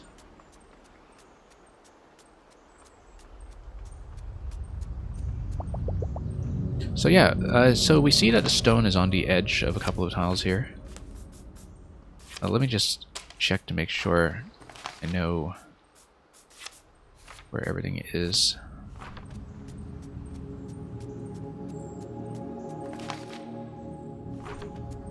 That's not going to be the final arrangement. I think we just need to create the stone, the various corners here, so let's just do that. Eventually, I think we'll need to make the markings here line up, but... Or maybe we just do that right off the bat. It's probably likelier that we do it right off the bat, in fact. But I kind of want to see, in case we can do some kind of reconstruction here.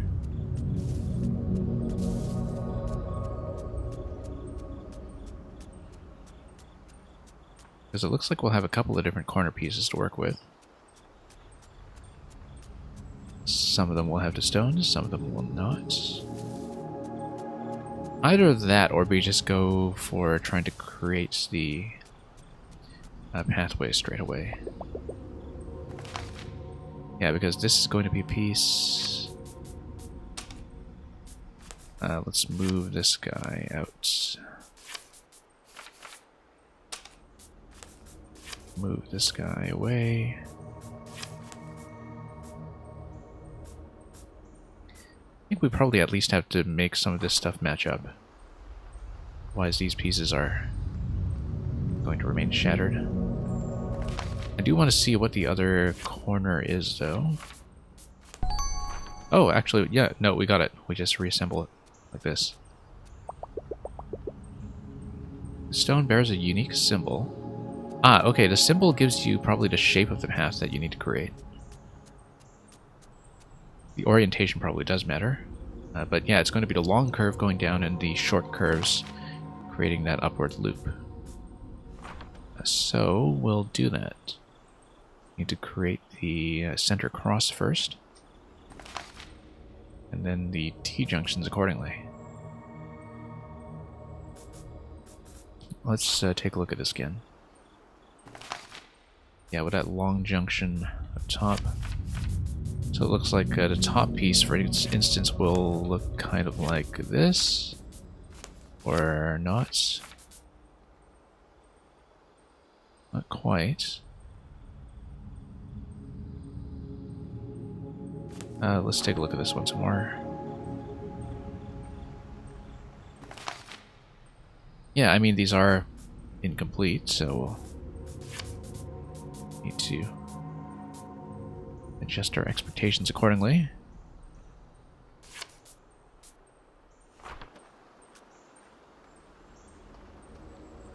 I guess, yeah, we'll have a centerpiece followed by two loops.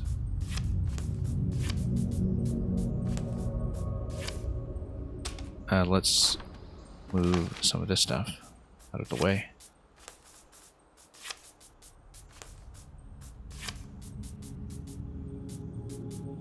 I feel like we need a different match up here. Either that or this will actually be the top cross. Like that. Let's see here. Does it really pop out in the bottom? Not really. We need to have that little stub.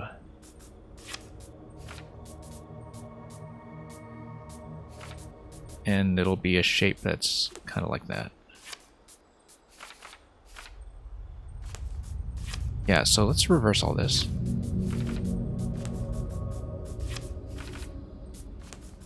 Again, not really sure if the orientation will matter in the end, but until I'm given more information, let's assume that it does.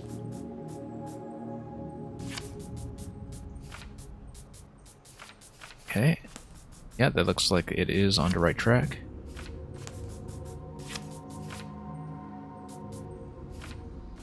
And we finish it this way. And that gives you an NPC in the center.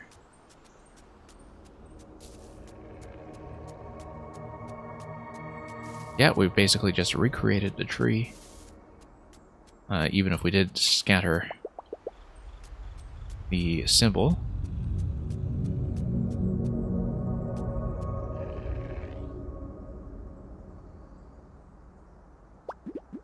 Rustle, rustle, rustle. Rustle, rustle, rustle, rustle, rustle, rustle. You might need a shave before you can speak. Lee lee lee, whoa whoa whoa, ba ba ba, loo. Ah, okay, he just needs to get his voice back. I had almost forgotten how to speak the common language after all these years alone. I guess the tree is mother. As you know, I am the Watcher. I didn't know that, actually. That's news to me. And I do not have an animal companion, so you don't need to shout.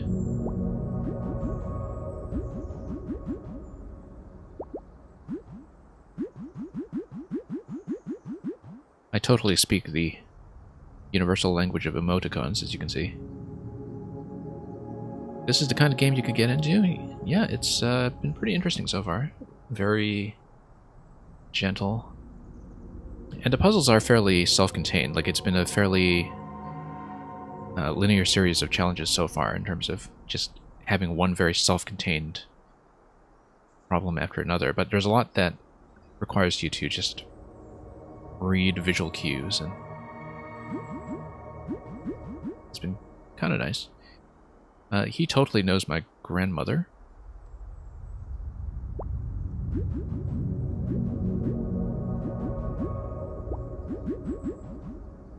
Messengers, watchers, saplings, animal companions. Yeah, I have no idea. Alright, let's hear the story. When the mother tree has reached the end of her 1,000-year growth, the current watcher must put her to sleep, using the flames of wildwood. Her life essence carpets the entire forest, spurring a millennium of new growth. Oh, here's the vulture guy. Oh, he's got the sapling. Okay, so I guess they sort of rotate in with various supervisory duties. I wonder, this watcher, if he also has an animal companion that has yet to be revealed.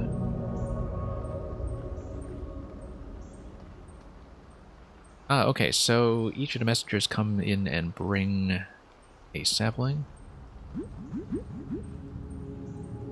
And then they recite the 87 stanzas of the Rhyme of the Wildwood, which we may or may not get to hear. I'm assuming not, but you can always surprise me.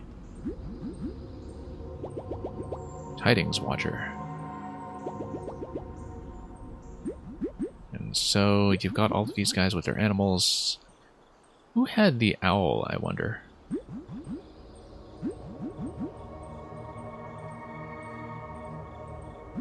Because we had the owl very early, but I don't remember who that was matched with. Ah, okay, so one of the saplings that have been brought here from across the land will be chosen to be the source of regrowth. So yeah, this guy's tribe has been responsible for the state of the forest as is for this generation.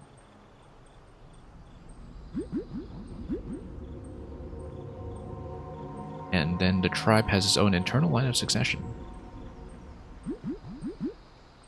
And he's the final watcher of his line. Oh, here's the guy with the owl. Yeah, they're from...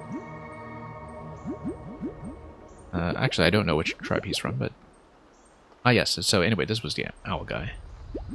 Chirp has sapling. Oh yeah, this guy is the guy who cheated. Because he's the one who asked me for the replacement plant that is totally not a sapling.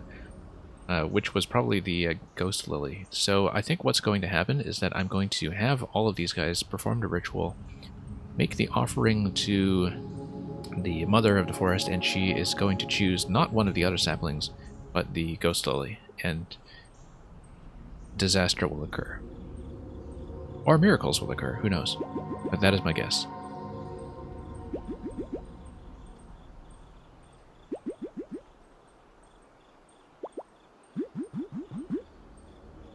Okay. Let's see if that happens. Your children have traveled from farthest forest, redwood, barrens, evergreen, coniferous. And I, your watcher, ready for my rest.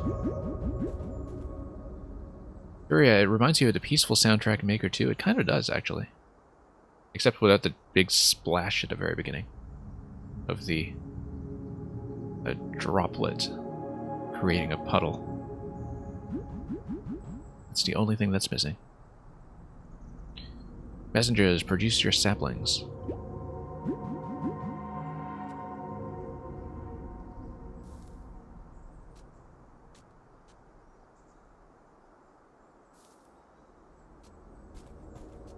So yeah, the owl guy totally messed us up, but we abetted him, so...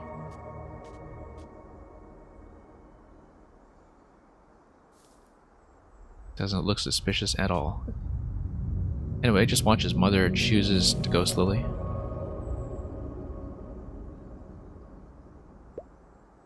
And the extremely rare ghost lily, having been chosen as a source of regrowth, will then be all over the place. A ghostly glow. What a strange new sapling. Anyway, Cherb of the Coniferous has been chosen. The other tribes are disappointed and will surely make war. This guy's as surprised as the rest of us, really. Cherb is so confused. Why is he the watcher? Cherb isn't good at watching anything. It must have been the sapling you gave Cherb. Anyway, yeah, this guy's totally not prepared for his job, but the owl just kind of shrugs and doesn't know what's going on either. A tiny tree. A slightly bigger tree.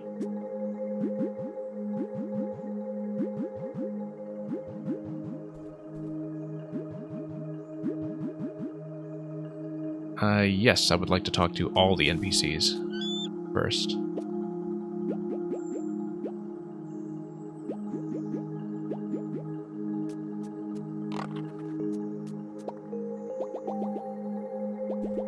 These guys are all actually very cooperative with their fellow tribes and their shared tradition. Now, do I get to hug the bear again? Let's see. Hug the bear? Hug the bear? Hug the bear. Oh no. Unfortunately not. That's okay. We'll just hug the owl instead.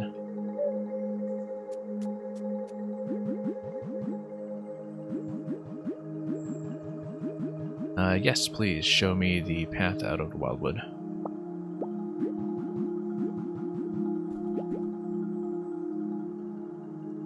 So the Watcher is going to learn his first lesson. The language of the trees. Watch carefully. Rustle, rustle, rustle. Oh, that's what he was trying to do to speak to me earlier. Okay, so we have Some kind of key item. It was destiny that you should come here, and with this, you'll never lose your way into Wildwood.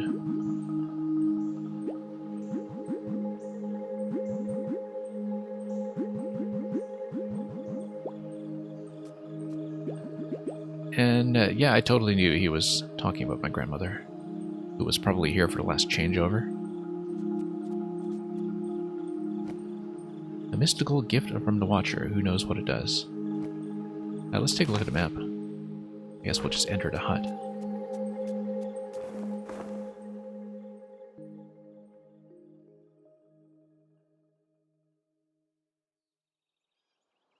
And we've exited somewhere completely different. Okay, let's see what this is all about. Looks like we've got a bit of a stream here that we can't cross. Path back to the grassland just across the river. I can probably swap this around. No, I can't because the terrain will not match. So I'll eventually have to find some way to cross this, probably with some additional tiles. Or, of course, I could just go to the tile to the right and then flip this. Like so. No, I can't actually because it goes corner to corner.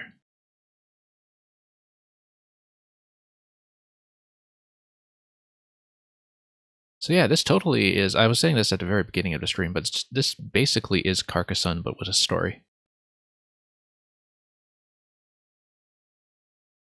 Very interesting variation on that concept.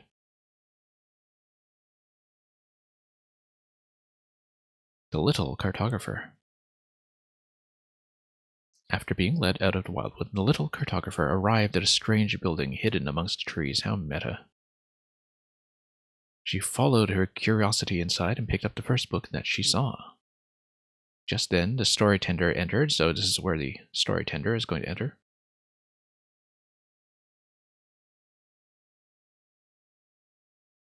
And we totally won't get to see how it ends. Ghost lilies, bear hugs, a farting sheep, and he's not going to spoil anything either because we've encountered all of these things.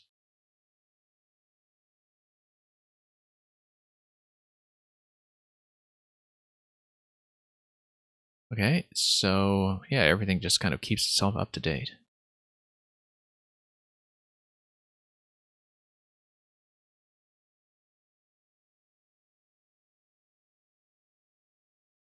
This is the desert wing of the chalet. Not to be confused with the dessert wing.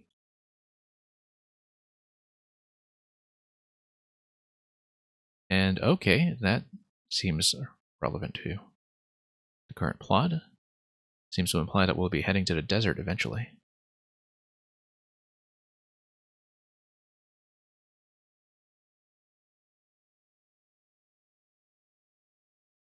Okay, let's take a look at these tiles just to see how they're set up.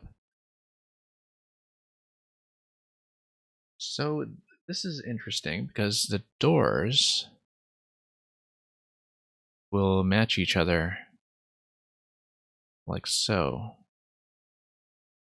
So we'll see what the eventual rearrangement is going to be, because let's say I move this thing, does it still match? No, it doesn't.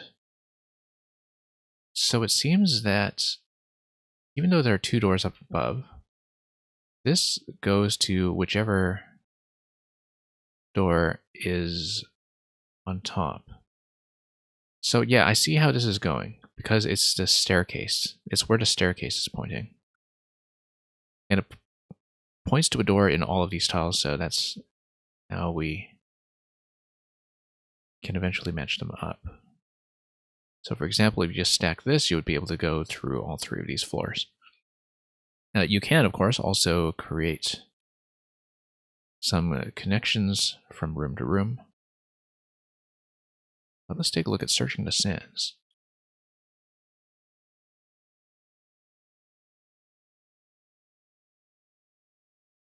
Okay, so my grandmother is still hanging somewhere around there. Sound is dead? Okay.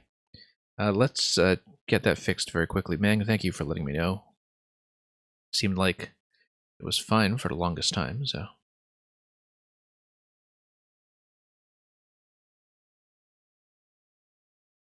I'll just fix that in just a moment.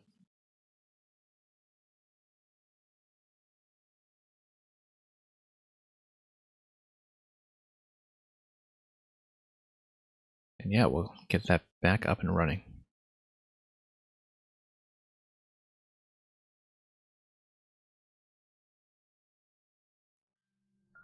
Seem to have been holding out for quite a while, so.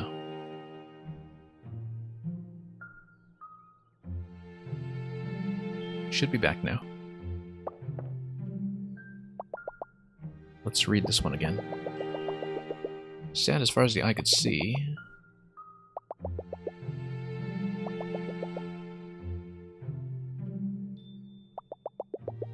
Okay, so keep that in mind. There'll be some kind of disappearance going on. Basement 1. Okay, interesting. That the floors do have a certain prescribed order to them, it seems. So, for example, if I move things about a bit, does this text change? No, it's just basement 1 regardless.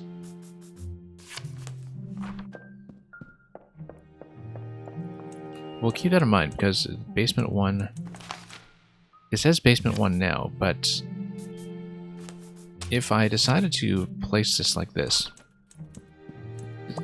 it still says basement 1, but then if you come down here, this says basement 2.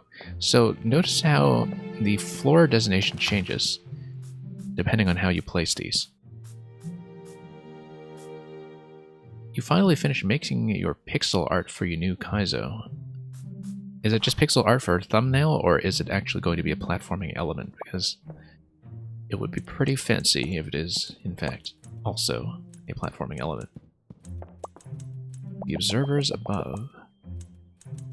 So yeah, that's the tribe that I'm from, I guess. I'm one of the observers, flying around in the airship, making maps. And occasionally we just crash down below and disrupt everything. Cartographers by trade and blood. Let's take a look at everything else. Entrance, first floor. This was, of course, the little cartographer. Now, do I actually get to finish this? Except this time the story tender doesn't enter. Let's check the top floor just to read everything else.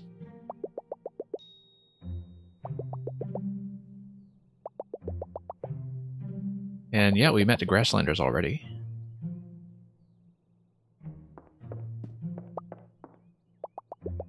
Good night, sleepy sheepy. Sympathy for red devils. Ganga style. Ballad of the sour potato. Begonia Bob. Munkar's mournful melody. And Hayder Dahlia.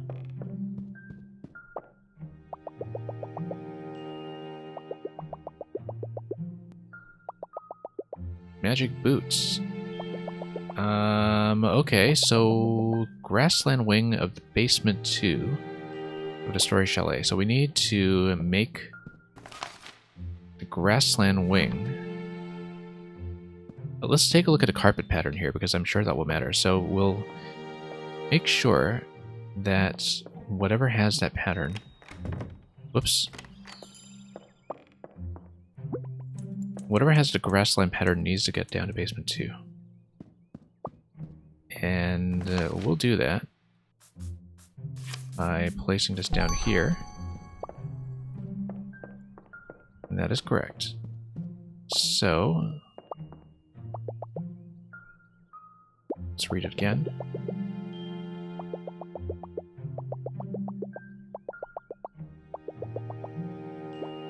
That will allow me to run around, right? Oh, no, here are the boots. Yeah, there we go. Now, I can't actually... Okay, no. It immediately increases my walking speed, in fact. Save time and whiz right over shallow obstacles including the creek outside. Let's actually talk to the guy in the writing room.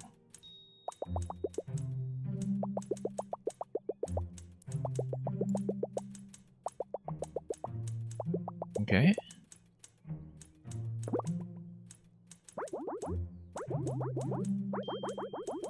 It's a secret to everybody.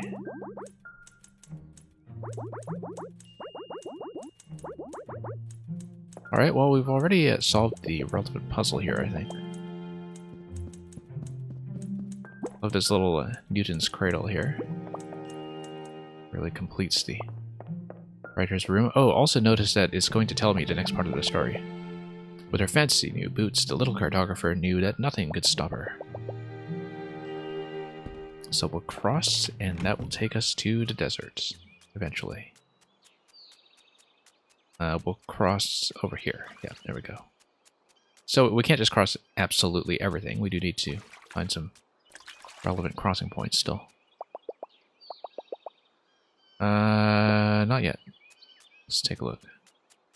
Okay, so it looks like we will get to return to the grassland. So I wonder if the map will be pretty much as I left it. Hopefully that is the case. Yeah, back we are at the dead end.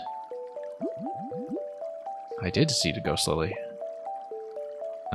Oh, well. Couldn't bring it back, so.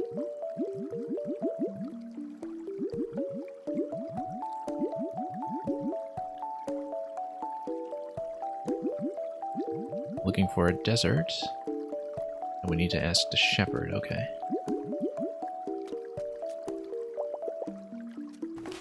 Well, let's figure out where he went. I believe it's this guy. Let's create a pathway first of all.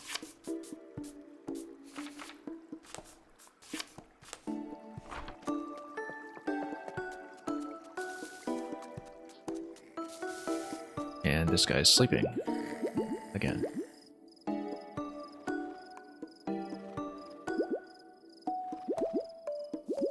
Have you seen his sheep yet?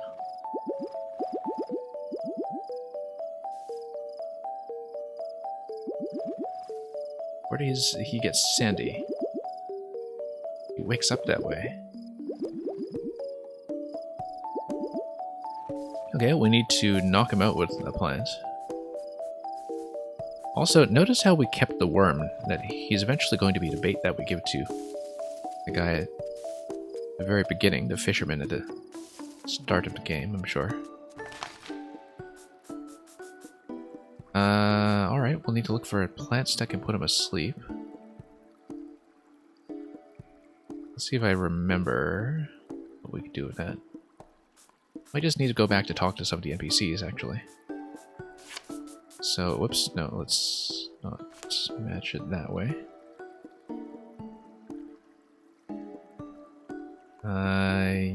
You know what? Faster way to do it.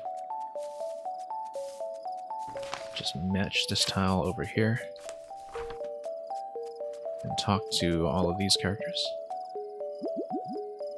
Yes, they are new boots.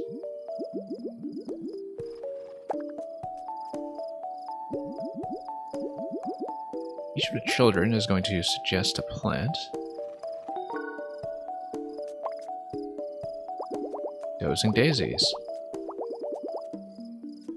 Near the circle road. Slumber stalk. And yellow leaves. Okay.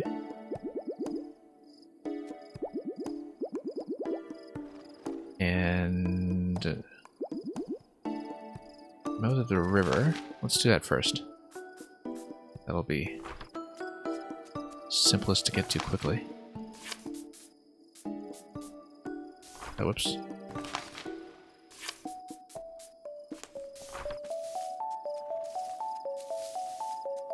So there's going to be one at the Circle Road and one that is a field of daisies, apparently. Telling me you saw the ghost lily. I totally did. I'm going to lie about it. No! We've disappointed him. Yeah, it's going to bloom again. He has no idea just how well. We are supposed to find the flower that is somewhere around here. Mouth of the river. Let's see what I can actually interact with.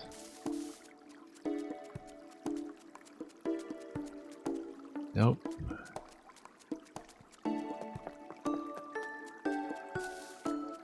I probably should have paid a little more attention to what that clue was.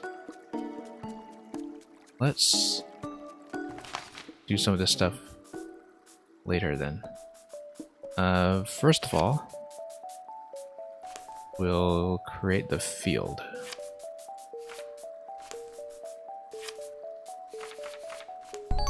There we go. Let's go kick this. And then we'll create the circle road after that.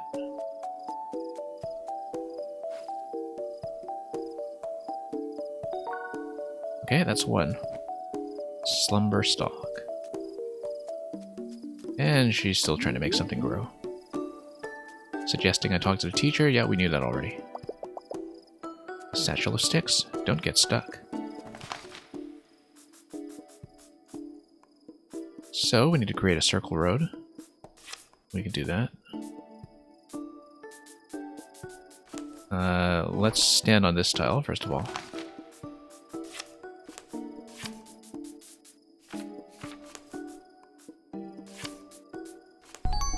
Okay, let's go to reveal tile. Increasingly clear to me that we also need to reveal an additional tile for the mouth of the river clue.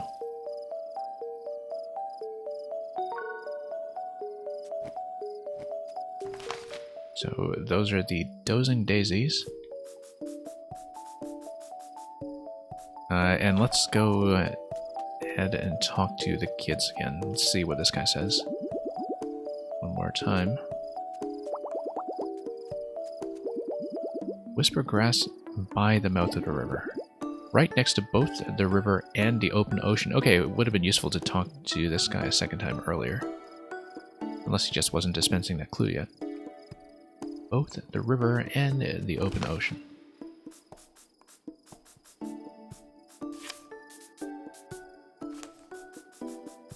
How open are we talking about?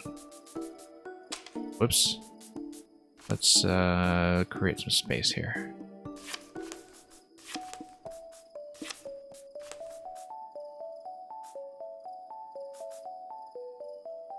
Next to the river and the open ocean.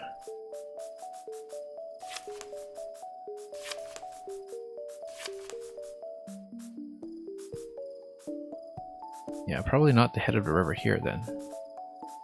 Might be something else entirely. It's not going to match that either. Might need something else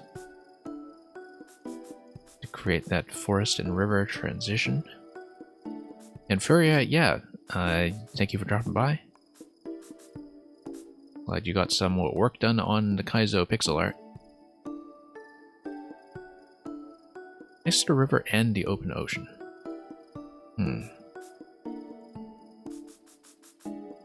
I think we once again need to create this by implication. There we go. I need to actually put myself there, of course. And that's simple enough as long as we move some tiles out of the way.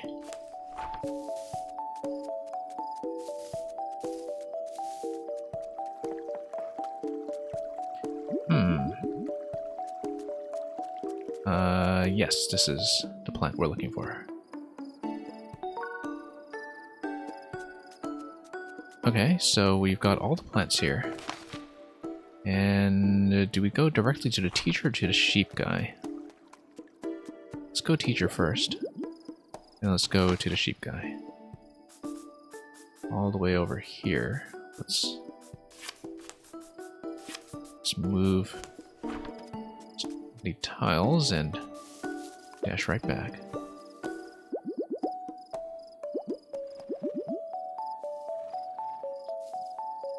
And we'll give him all of the flowers. And he's going to have a snooze.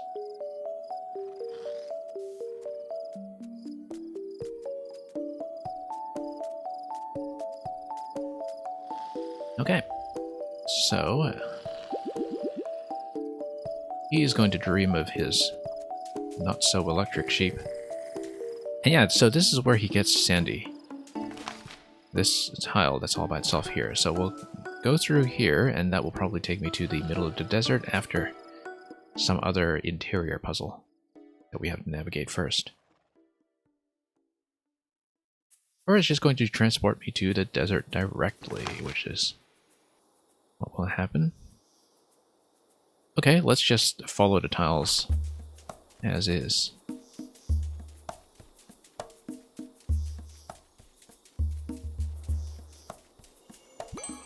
Pick up some additional tiles here. We'll explore just a little bit more first, just to make sure we're not short on pages.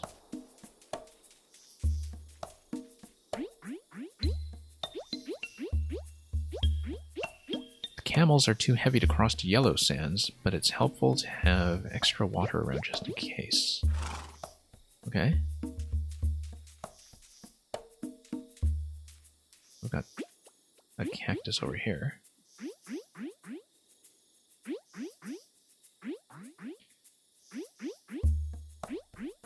Yeah, very beautiful desert. Used to have a lush oasis all to themselves. We almost certainly have to reconstruct that. Or construct some other kind of water source.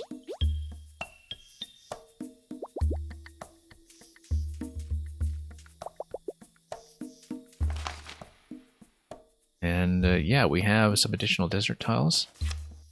Kind of wonder if I can just cross these directly, or if I also required a camel. I required a camel. Pretty clearly, in fact. Yeah, I can go along the first tile here, the transitional tile, but once I enter the desert proper, you run into some problems. Maybe. Actually, no, I'm able to progress.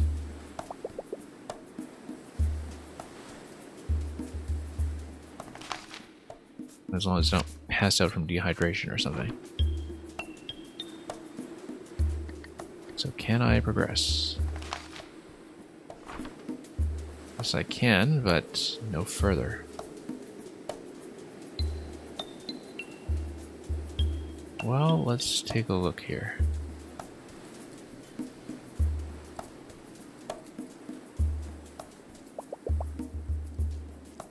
Yeah, touching the cactus is not recommended, apparently.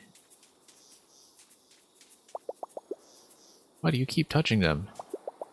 They have thorns. Thorns are sharp. Let's keep doing this. I want to see the dialogue here. Oh.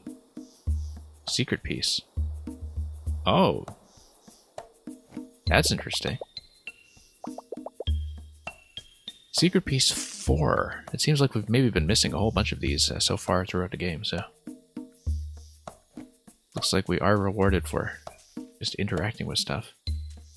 So there is going to be some kind of completionist element to this that I didn't even think about yet up to this point. Okay, let's see what we can do instead then. Probably need to do something to either create the oasis for Desert Haven. Oh no, we just keep talking to them, I guess, after having seen the desert.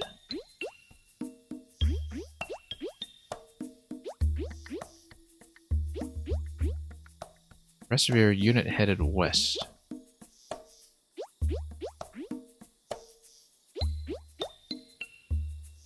White sands are calm, okay. So if the desert sands shift you around, then we just need to be attentive to the map, I think, as we go from one tile to the next. So yeah, we're going to hit the desert wind when we cross over like that. Nothing strange yet. That's going to be correct. I think we just continue going west, actually. Yes.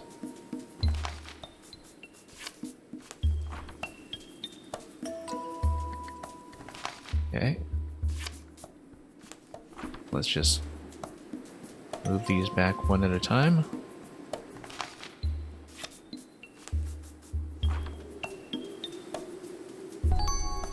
And that's going to give me some additional pages. Which will then give me what? Well, looks like this will eventually probably create the oasis now that I look at it. Probably just need to complete both sides of it. A tightly locked chest with a series of numbers scrawled in it. Excellent. Combination locks. Well, these are obviously right angles or coordinates. We'll have to figure out what the coordinate system is, though, in terms of what is 0. Like if 0 is north, for instance. Let's see if we have some additional context for that. All of the footprints in the yellow sands.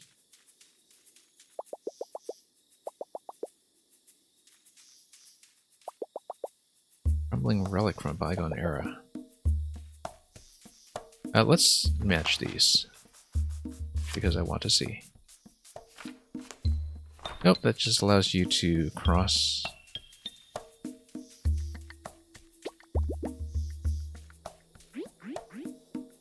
And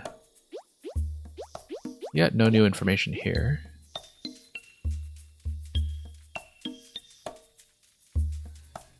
Well, let's assume that 0 is north. Now, here's the thing. That's... yeah, if we think about the negatives... so let's assume that positive is clockwise, negative is counterclockwise.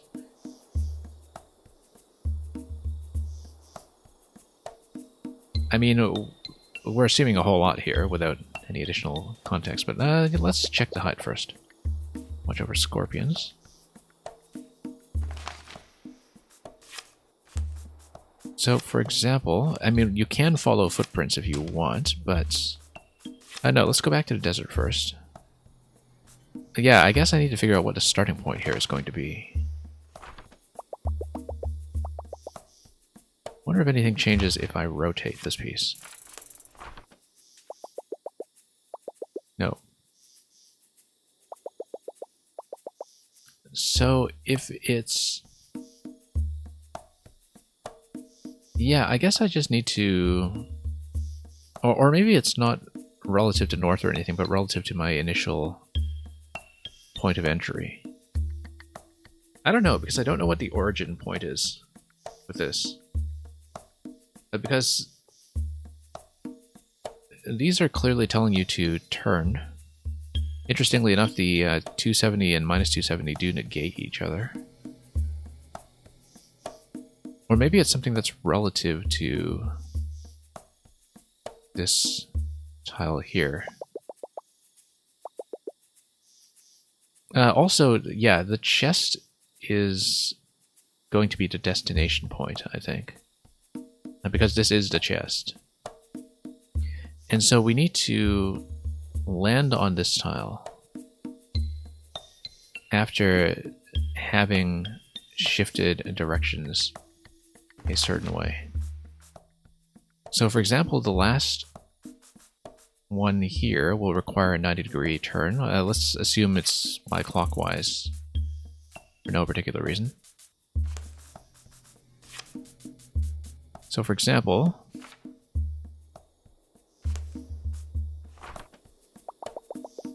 if we take a 90-degree turn to the right after arriving there, minus 270 is the same thing as going a 90, so...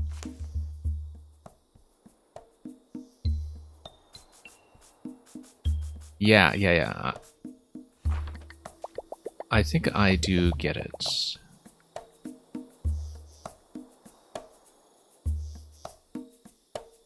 So minus 270 is basically a right turn.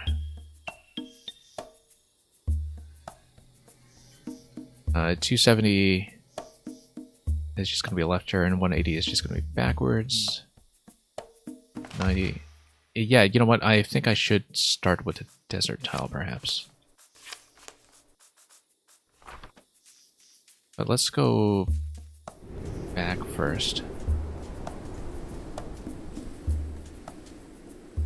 And we could follow the footprints first to maybe create some tiles, but I feel like I do need to take 5 different kinds of steps and eventually wind up with this. Now, any orientation will work. That's the good thing. That, for example, we can take a sort of 90 degree. You know what? No, I think maybe I should establish the footprints first, so just so we have these tiles match the way they should. But we'll think about that lock after we've done this, just to complete these pieces.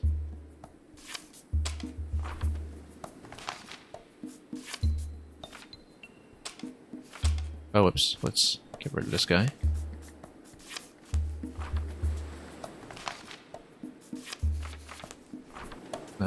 Nope. Can't quite see. Oh. Yeah, because this is a left turn.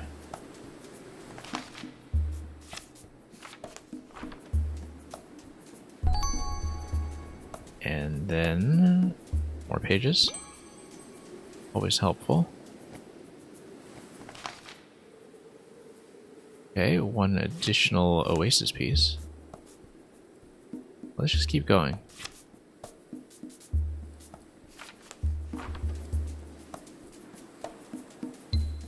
Nope, doesn't seem to reveal anything else. Okay, so now let's see if we can do that combination earlier.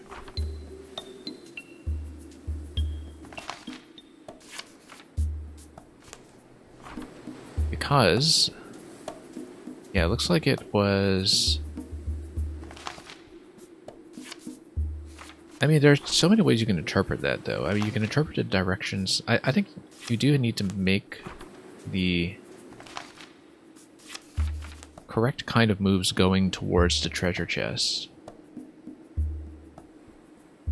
But I wonder if that's sufficient.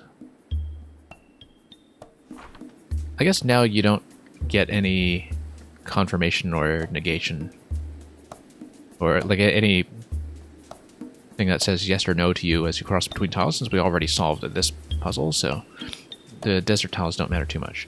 So we need a sequence of 5 moves that will do everything the way we want. So the thing is, oh, you know what? No.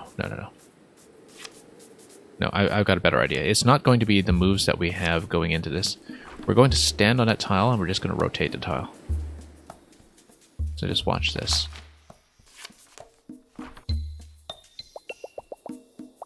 Yeah, let's just rotate the tile. 90. Minus 180. 270. Or was it minus 270? Wait, no, let's start over. Yeah, 90 minus 180, 270 minus 270, 90. Okay, so 90 minus 180, 270. There we go, yeah. Shimmering treasure. Now we have a coin. Treasure, unfortunately, doesn't mean much when you are thirsty. Okay, so we've got the oasis piece. Let's just create the oasis.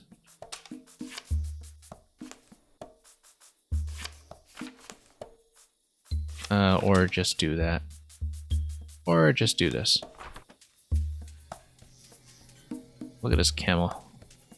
This mighty thing here. What a dramatic dromedary. Okay. We do, in fact, get to pick that up.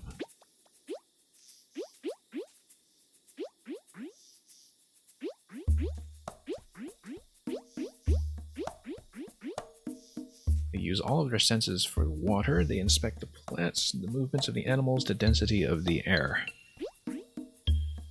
Okay.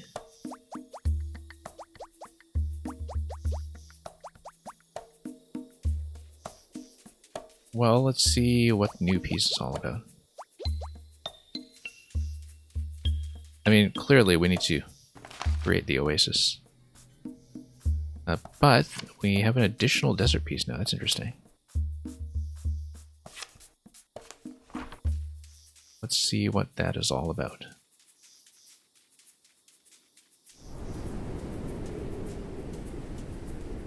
New set of clues, I guess. I think we need to match the cactus.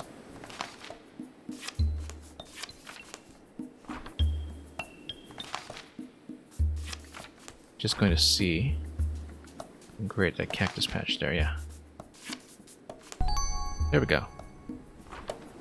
We create a cactus patch and that gives me a new corner along with this strange ruins. I'll meet you in the middle. Okay. Look at these camel designs, they're also lovely. A noble camel chewing on a long ornate silken scarf.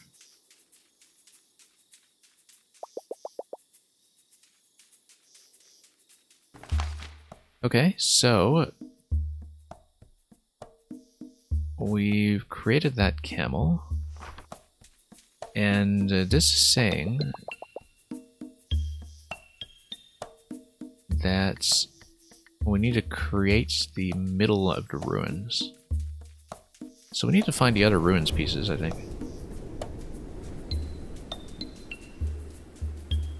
Ah yeah, so here are some ruins pieces.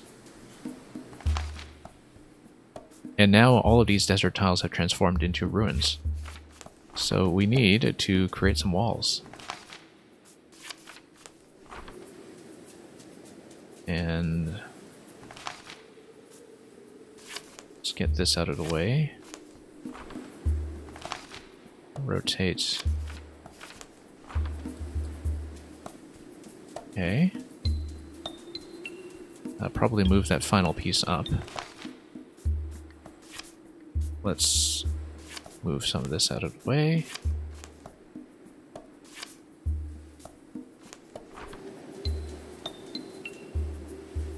Okay. So, no. When you enter the desert, everything gets wiped. Okay. That's important to know. So yeah, I tried to... Oh, you know what I think it is? We're trying to create the ruins boundaries around myself. That was the wrong way to think about it.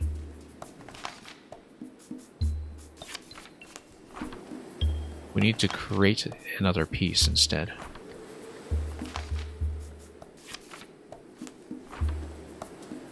And we'll do that by watching the walls.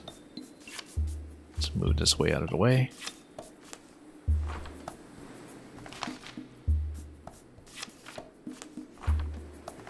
And one more rotation. Whoops. Should do it. There we go. And okay.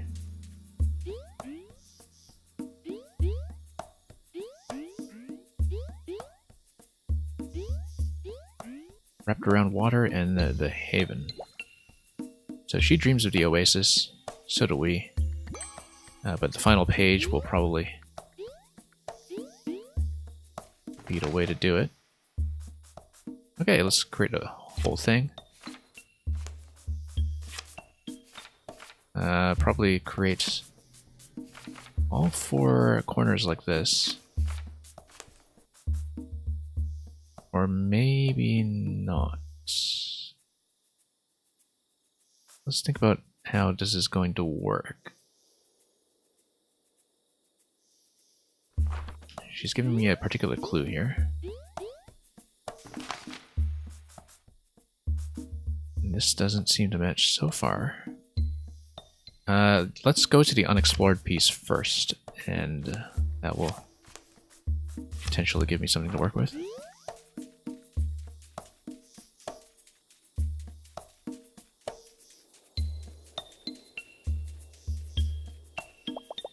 A rugged well missing a rope from its pulley.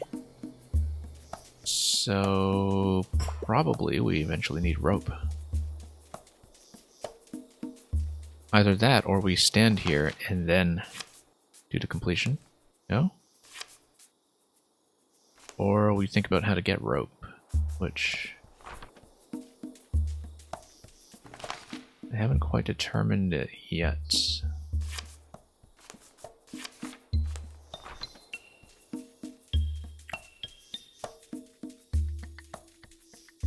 Maybe we should go back to the other NPCs and report to them that I did find the captain. That could be useful here. Okay, well, a bunch of them have been reunited.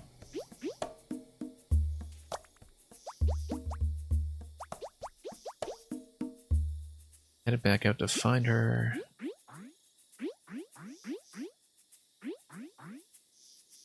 You can find a camel, you can find a clued captain. Well, we found a captain already, and that's not the issue. Possibly I need to reunite some of them, though.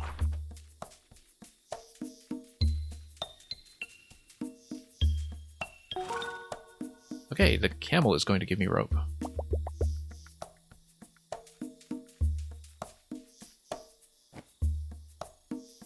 Yeah, that's a scarf. Dense with camel spit. Let's restore this. Okay.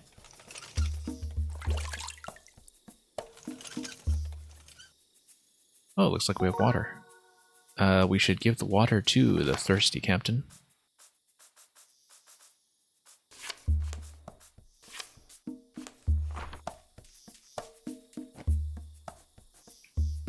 That was actually the coconut shell that we used as a bucket.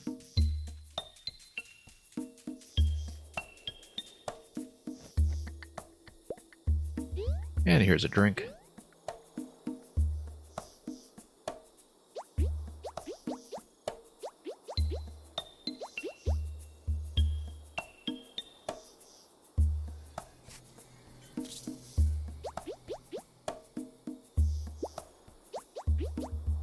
Okay, sending a message via sand beetle.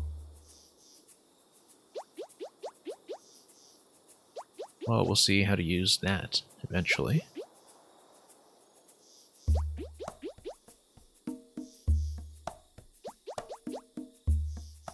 The gate to the desert haven. You need a special artifact. But then we need to hunt down the sand rogues. Okay.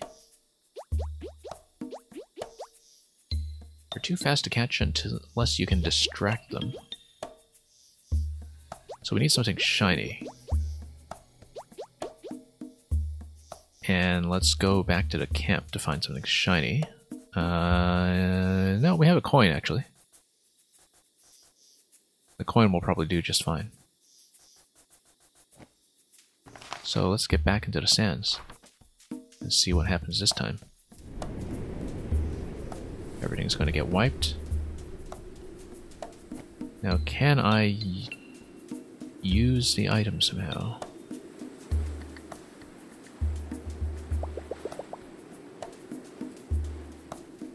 I'm just trying to see if I can actually interact with anything to perhaps drop the coin. If not, I will probably just wander further into the desert. Although the abandoned camp... Yeah, maybe we should do that first then. But it felt like the abandoned camp was where we got the treasure earlier, so I don't think that'll help. Let's just go with the coin idea for the time being. Assuming that we have some way to place the coin. Okay, so that's going to go left. Let's do that.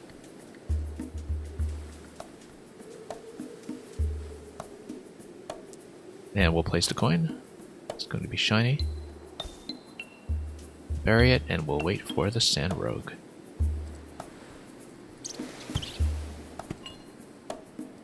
That's going to bump its head.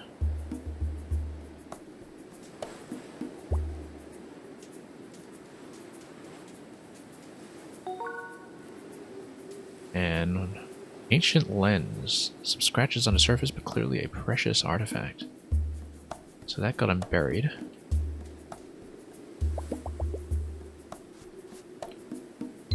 And we'll just pet its fluffy tummy. Kind of soft and very sandy. Not as good as that bear hug we received earlier. Oh, we got a map piece. Just from scrubbing this guy.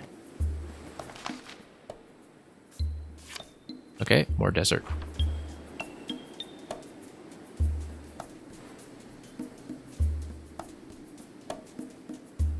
Well, more desert didn't seem to do very much for me here. I guess we'll just keep on progressing. That was probably enough petting. Let's keep petting him and see. Yeah. Dialogue just repeats. Let's actually talk to the captain again. Oh, look, everybody has been reunited.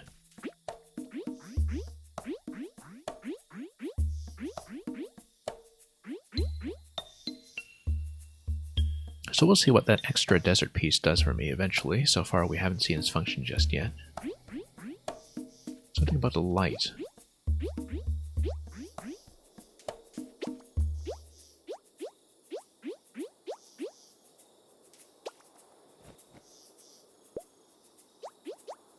Found the artifact. And now let's see what happens. The sun will shine upon us, I'm sure, and then... ta-da! What's the final step?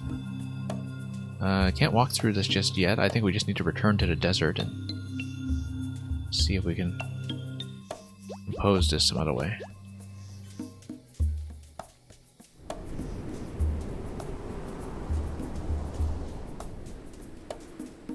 So let's see if we understand what to do with the desert now. As before, we'll just join some of the pieces until something happens to reveal an interaction.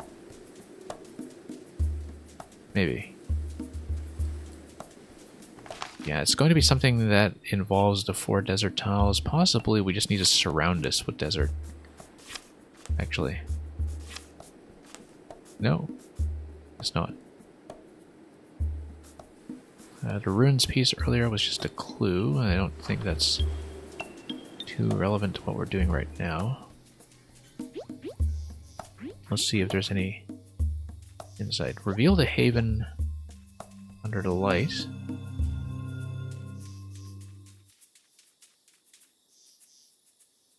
Yeah, we'll need to do something to light this up, I think.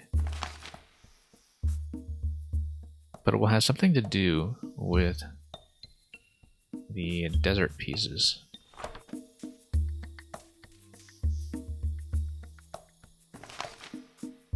And they'll have to be used in a particular order, I'm sure. Now that we're dealing with 4 of them as well. Reveal the haven under the light.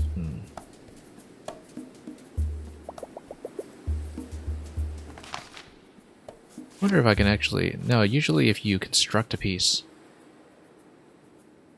it will kick out any existing mismatches that are in the way, so that won't be the approach we're taking, but... we'll need to think in terms of light. Also notice the direction of the desert wind. I don't know if that's going to be relevant at all, but these visual details sometimes do matter, so...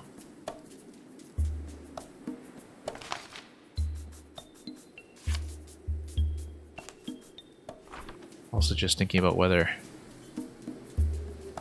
anything else we've seen so far is relevant.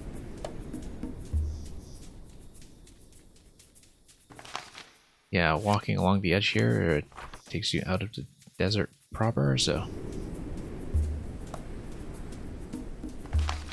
Yeah, when you enter the shifting desert, that's the animation you see. And as long as you remain in the full desert tiles, that doesn't recur. But we need to figure out how any of that is going to interact with the central piece.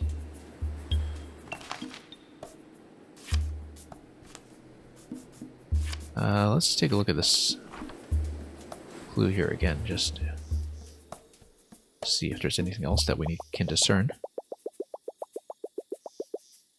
You're going to have to watch the VOD later to catch up at the beginning. Yeah, the beginning is a lot of... well, it shows you some of the basic interactions.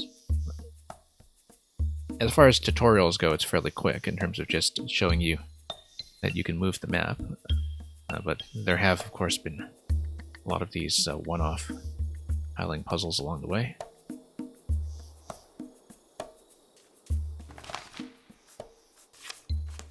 But yeah, as usual, I am going to cut a permanent long-term copy of the VOD.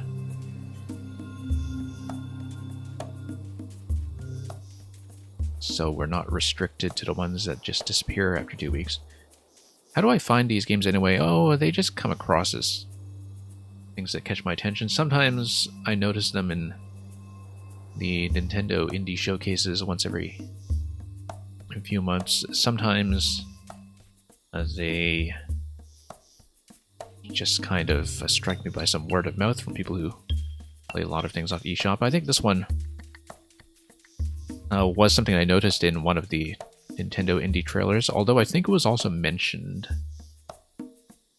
by the YouTube channel Game Maker's Toolkit, which does a lot of stuff with Metroid map design and platformer design, and occasionally talks about some puzzles. I don't think they did a feature on this game, but I think it was something that just kind of came across there, and I may have jotted it down.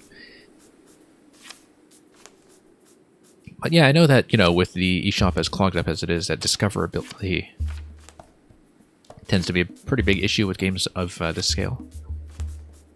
And that's part of why I want to record these in the first place. Okay, so I haven't actually made any progress on this puzzle since talking to the captain. I also haven't tried a second time to see if anything has changed with the Oasis interaction. Nothing yet. Clearly, I do need to interact with the desert somehow, given that the desert has been newly cleaned and is transforming into some kind of new puzzle. The artifact is set, so we need a final step.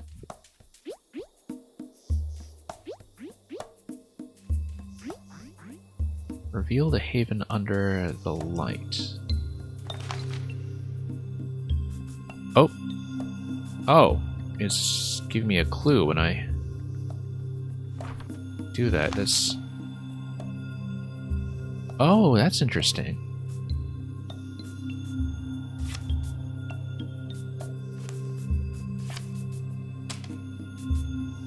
So...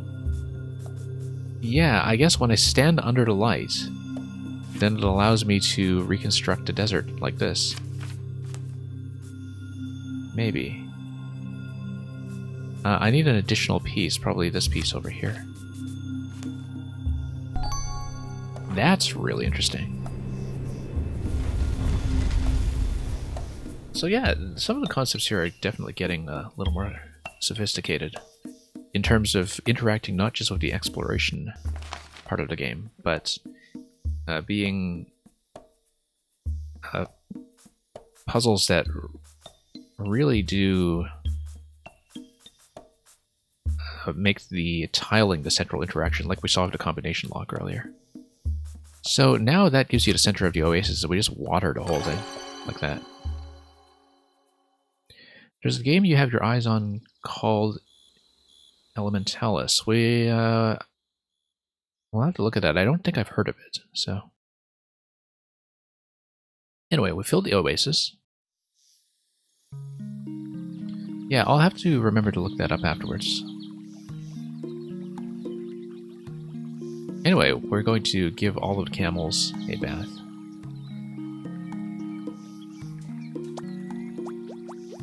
Drinking water is also a camel bath, yes. That is just how the local ecology is going to work. Let's build some connective pieces here so we can actually walk around the oasis.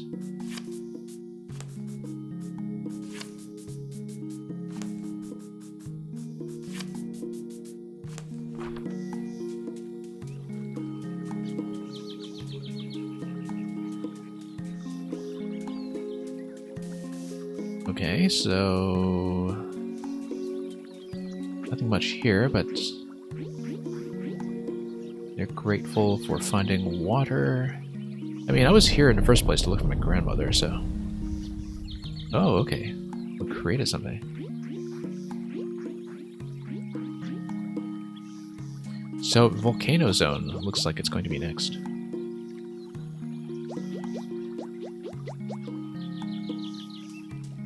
And they'll eventually contact more of their tribe. Let's take a look at the rest of this circuit around the oasis first, though, before we head down those steps.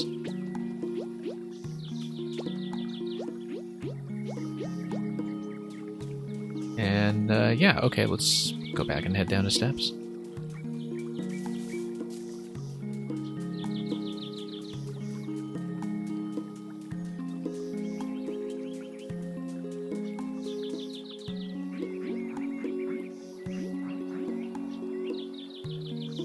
You might not find your way back once you enter.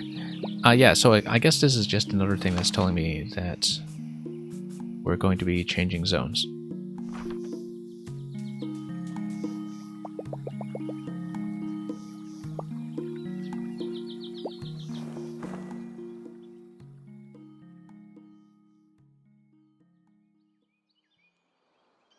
Okay, so we have been transported to... Okay, back to this zone that had the story hut earlier, except now we have an additional tile that gives me a dock.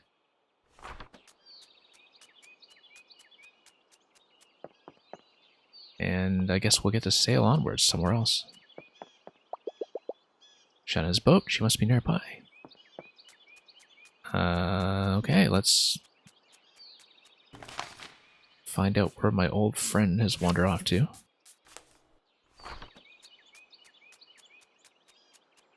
Possibly she's hanging out in the story hut. Yeah.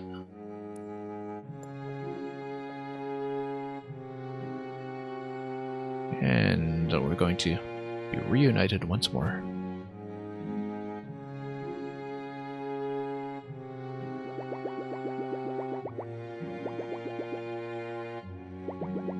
Did I find any clues about my granny in a desert? No, absolutely nothing. All we did was restore the oasis.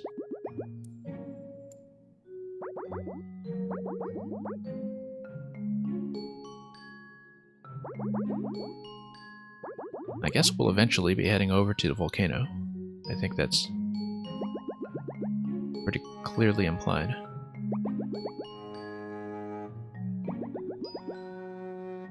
I bet we can find some clues in the volcano wing. I think this place has probably been expanded. Oh, the volcano wing has been missing for some time.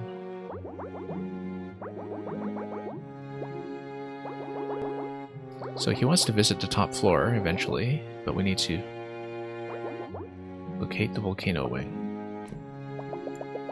The little cartographer had come up dry looking for her granny in the desert, but she had other burning issues to deal with.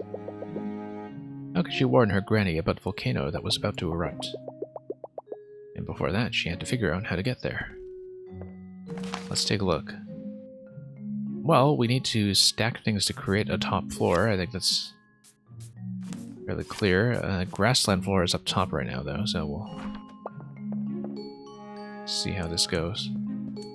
And horror at Story Chalet. Came across a floor sign bearing no number, but an ominous question mark. The floors above and below it were equally unmarked. So that's going to be a clue. No, but let's see. Second floor, okay. Yeah, we need to actually do this in a different order here. No, it's called Basement 1 because everything is oriented around the entrance. However, we've moved this 2 floors down. There we go, question mark floor. Because we've disconnected it. So if we disconnect everything from the entrance, then we can do that. And okay, yeah, so here's how it's going to work. That if we disconnect this floor here, then other floors that are connected to it, either sideways or above and below, will also be marked with a question mark. Let's take a look at this thing. The Water Seekers.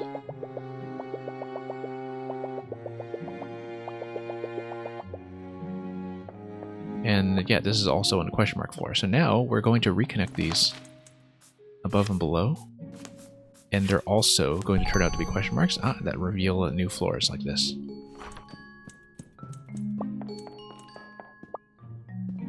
Now, let's see. Sure, 256 Watcher, so it looks like they've been using integers of sufficient capacity to count up beyond 255. Not just going to be using an 8-bit short, I guess. Many years before Cherub became the 256 Watcher, Cherub was small, beardless Cherub.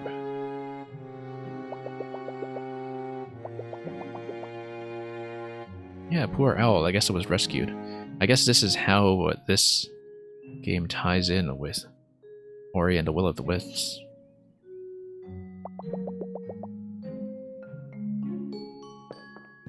With the owl in the mother tree.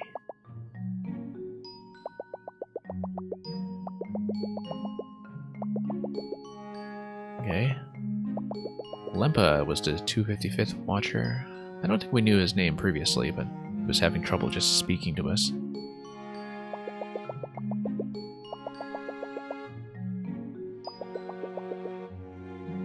Countless progeny of Lempa's earthworm friend crawl beneath our feet.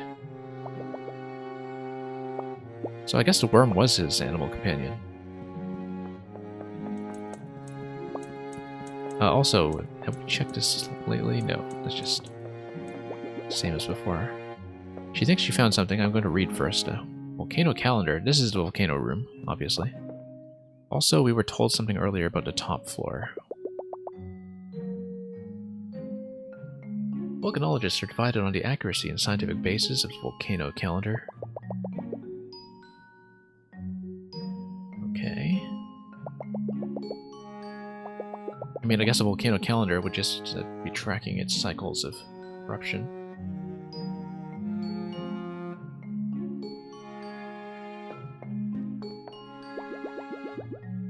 I'd just about giving up on finding the volcano wing when it appeared out of nowhere. Popular tourist destination. You take the long way up, ascending its face over the course of several days, probably just by way of stacking tiles above each other, one after another. Or hope to catch a ride on a friendly member of its thriving mountain goat population. That sounds much more efficient. Or there are paths that are deep within the forest. Okay, so we'll look for that.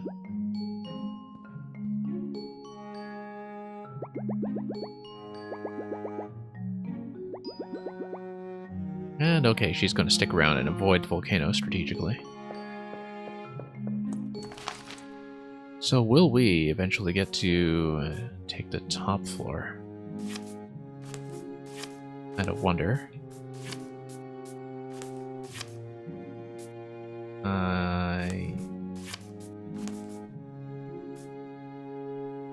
And in fact,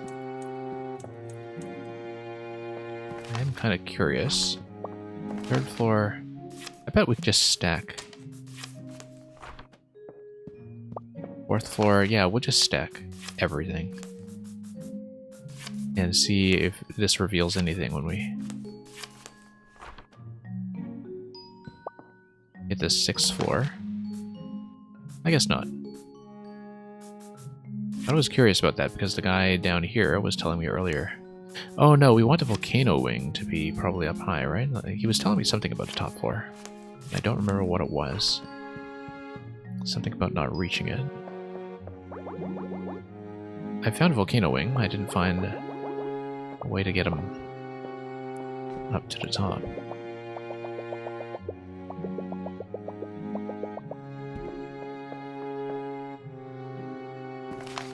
Yeah, apart from the secret we found earlier, I haven't really seen much in the way of content that really looks optional in this game. I kind of want to stack the volcano wing again, though. Let's see what happens if I, say, put this on the top floor. Probably nothing, but we'll check that, just in case. Yeah, 6th floor. I'm sure that we'll come back here eventually and have even more tiles to work with, so that's just an unresolved story point. But yeah, almost nothing we've done so far apart from poking the cactus is actually optional. Middle of the forest. Well, let's go back to this and see if it would reveal anything new. Yeah, this just goes back to the previous zone, I think, that we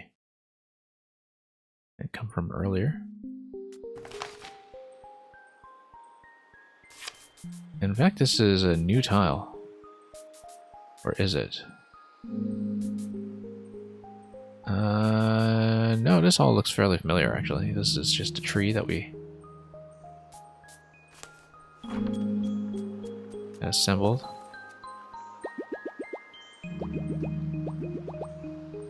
Oh, you can't find a new watcher, okay. Oh, interesting. That the trees run away from me now, which seems like a new behavior.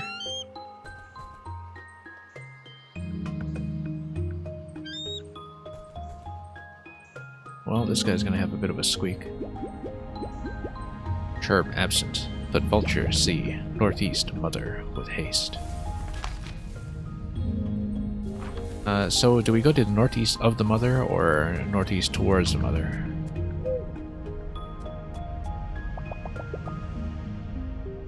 Yeah, I guess over the course of the game we'll probably have the glow lilies completely sprout and we'll eventually be able to take one of them back to the guy who was looking for one. Anyway, northeast. Very neat. Okay, new piece. Let's do that. Oh, we found him.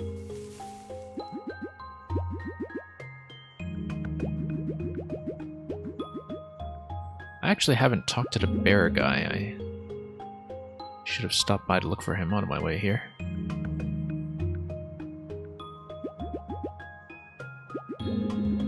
Not sure how to visit volcano.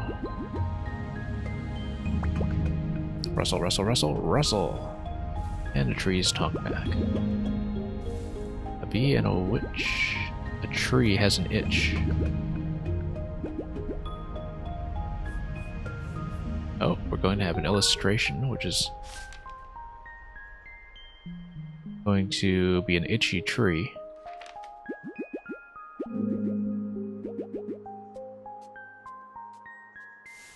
Okay. Let's look for the bear guy, just to have a chat with him once more. Right, because didn't we run into fox guy and vulture guy? of wanted to see the bear guy, so we could give the bear a hug.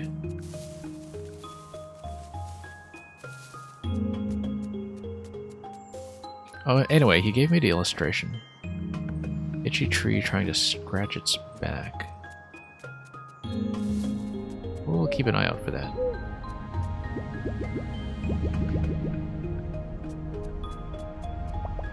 Medium-sized tree, it's not this guy. Hoot hoot, don't pollute. Yeah. Fine advice.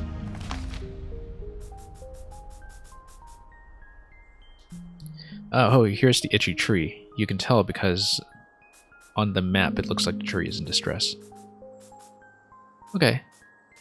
Let's just head down towards that guy then. By just warping over.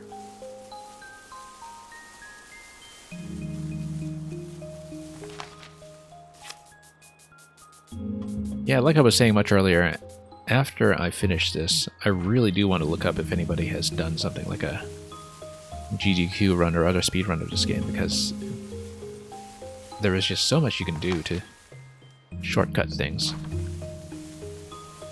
and just create efficient paths for yourself. Small hole behind a tree blocked by thick branches.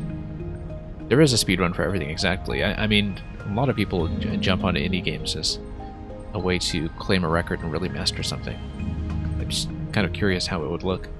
I wouldn't do it myself just because I'm not quick enough about being a perfectionist when it comes to inputs.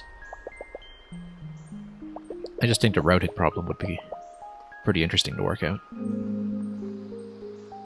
Branches blocking a hole are too heavy to move by myself, so we need to find a bear guy. Vulture guy is marked on the map. Let's see if we can just go back to the campfire or something and see if the bear guy is anywhere in that vicinity.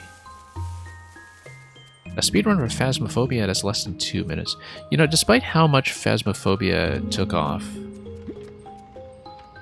as a Twitch game in recent months, I actually still have very little idea what it is. I know it's a horror game of some sort, but I didn't really pay much attention when it suddenly became a bit of a hit around last Halloween.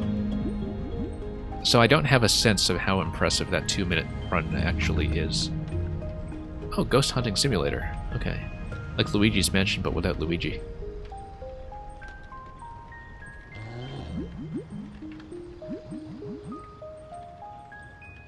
The volcano.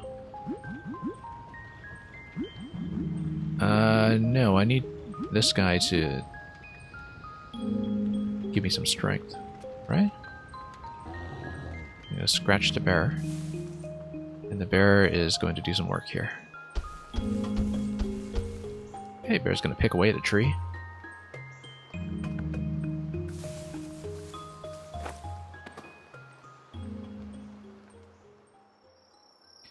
And okay, in the tree we go. In the itchy tree. Now, we've been through a whole bunch of these exits earlier. So I kind of wonder what we're doing back here now that we've dropped back in. Not exactly sure what we'll be aiming for, given that we had already let the worm cross all the way over. But yeah, let's get out of here and find out. I see the arrow here on this piece. Very difficult to visualize, actually. Well, let's take a look, because the sign on the other side, yeah, we saw that earlier. Let's just try to connect some pieces and see where they lead.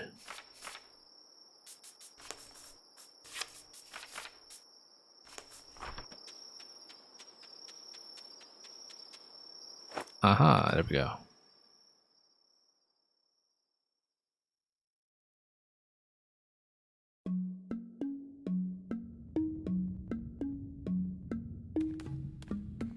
You have actually gone ghost hunting. Interesting.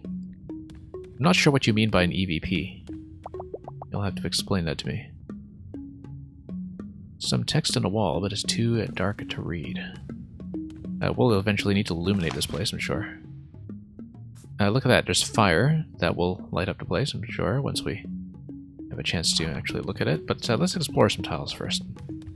Get a sense of what we're dealing with here. Yeah, because as you can see, there are some markers here that have been left behind by explorers past.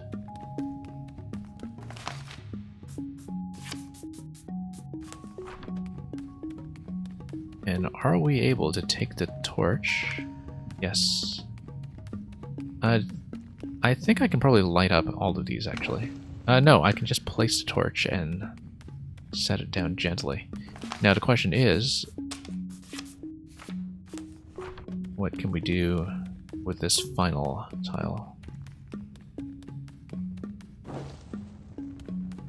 Ah, okay, so you can actually light up additional torches when you see them. I wonder why I just set this one down gently earlier.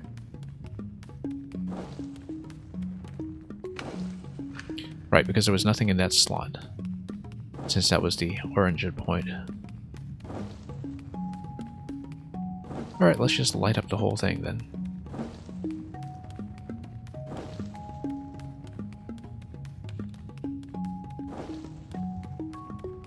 And yeah, I guess we'll place this one back. Unless anything has been revealed.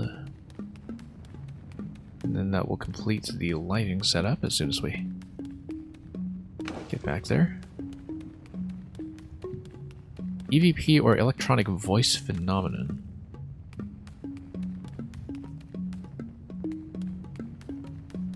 Okay. I feel like I must have missed a torch or two at some point, but let's just... Oh, that's interesting. I did not expect that, just from tagging this on the end.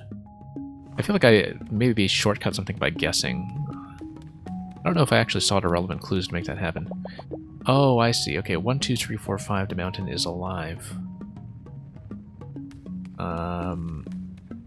Yeah, because this would have been what was revealed earlier by lighting this up.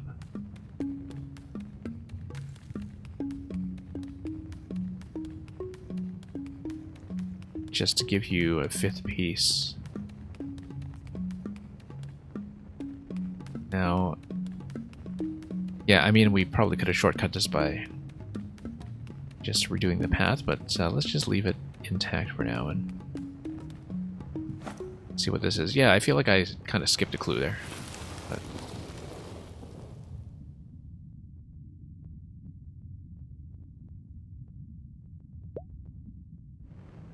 I mean, I guess with that EVP you're talking about, like, what location would you think to check and record in the first place? What was that? Is that a secret tunnel? Are you a guest?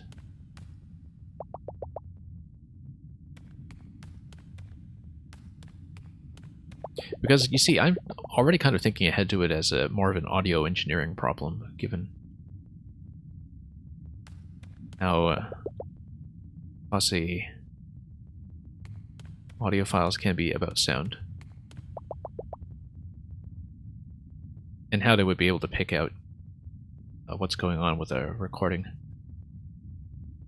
Especially if they're very particular about microphones. Room that looks like the old watcher's mustache. So nothing in this chest, I guess. Let's go up. You went to a haunted location. Oh, okay, so you actually did have to pay in for it. It's kind of like a... So is it a place that was specifically marketed as come here to hunt ghosts, or was it just an Airbnb or some other location that was just kind of neutrally available? I like the music here in this zone. A goat-shaped marking on the ground. So yeah, it's come over here and you can get some recordings and see if you believe what's going on here. That would be what you're talking about. Pinko wasn't kidding about the guest. Welcome to the world-famous luxurious lava lodge. Abby, I have all manner of superb facilities and the most scenic views of the volcano. Oh, okay, so he just is from one of those dialects that swaps the B and the W. And we are honored that you've chosen to stay with us.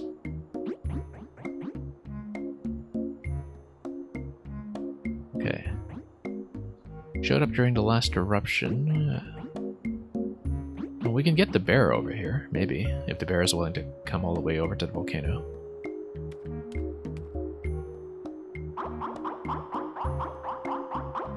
We have a guest staying with us tonight. Let's take excellent care of her.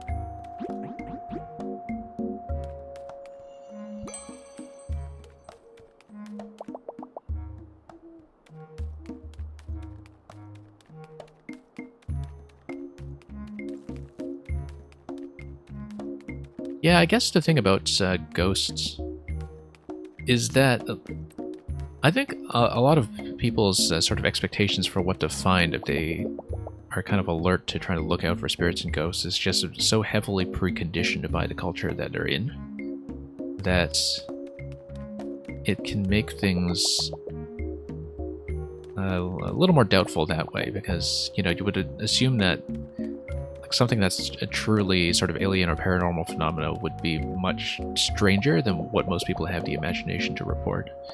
One of the interesting statistics I heard recently, actually, was that with the sort of ubiquitous adoption of things like smartphones, where everybody just has cameras available at any given time, that reports of alien abductions actually went way, way down. That they've totally plummeted compared to what they were even, say, 20 years ago.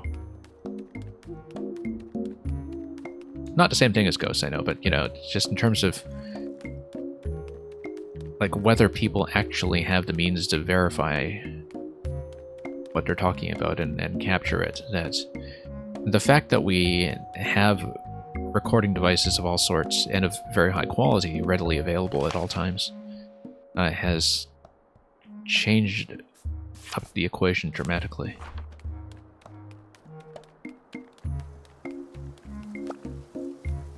And okay,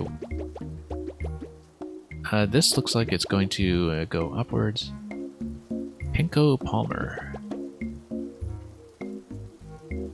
She's the communist of the family. And minimum of lava-related injuries. I totally just speak in emotes. We're currently in our grand lobby.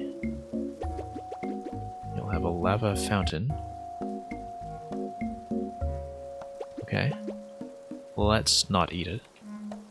This looks like it'll eventually project us upwards. Let's see if we can go down here. And, yeah, man, that emote totally looks like a ghost.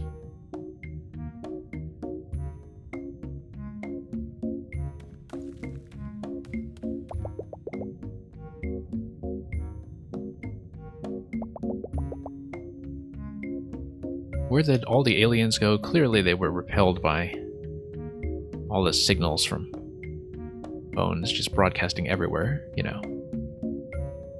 Maybe their natural hearing frequency is along the same frequencies that we use for transmission to our 3G and 4G networks, and just the amount of noise has driven them away.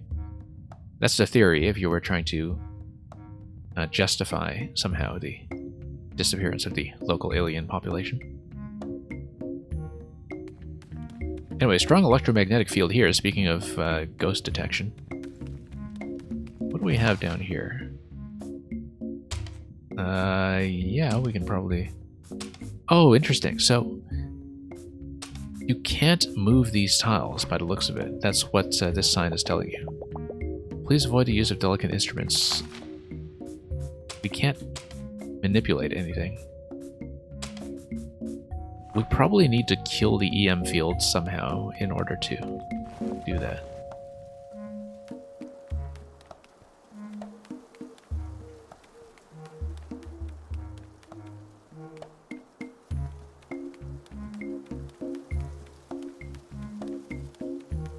Yeah, the thing is, whether there is intelligent life in the universe and whether there is any probability of contact with them within like a time scale where our species exists are two very different questions, right?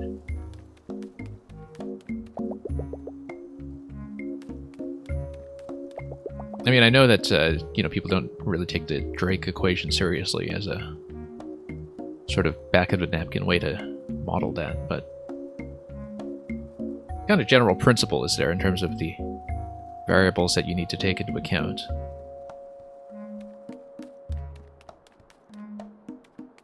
And am I familiar with the concept of great filter? If you describe it, I might be.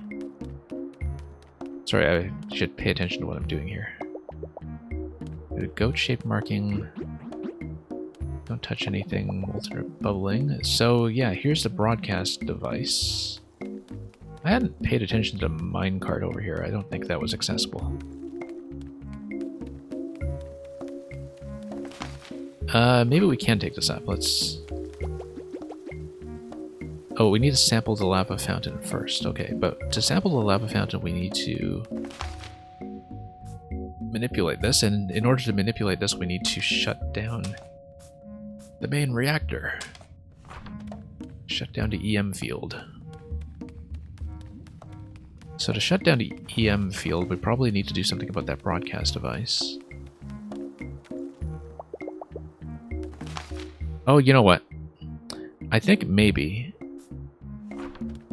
Yeah, the upper layer here affects the bottom layer because it's connected. Yeah, that's totally what it is. That is totally what it is. And that's going to be interesting because this is a very new elaboration of what we can do. Because then what I can do is I can go upstairs, rotate the middle tile. Once we head up top. Yeah, watch this. This is going to be interesting. Now we go down. And there we go. So yeah, when you see the steps like that, the tiles are connected.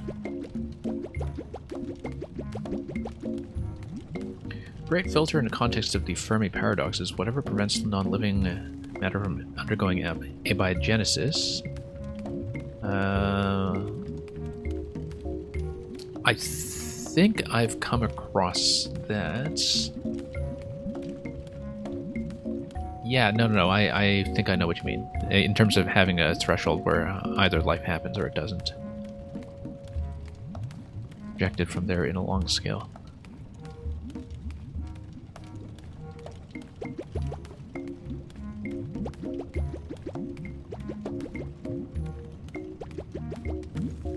Also, I'm not sure, if you're attentive to science fiction, I'm not sure if you're aware of the Dark Forest.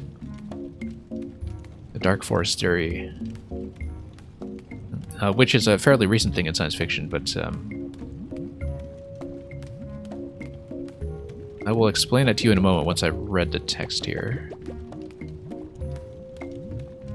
So there is a trilogy of science fiction novels that were originally written in China that were translated to English over the past few years. So the series is called The Three-Body Problem.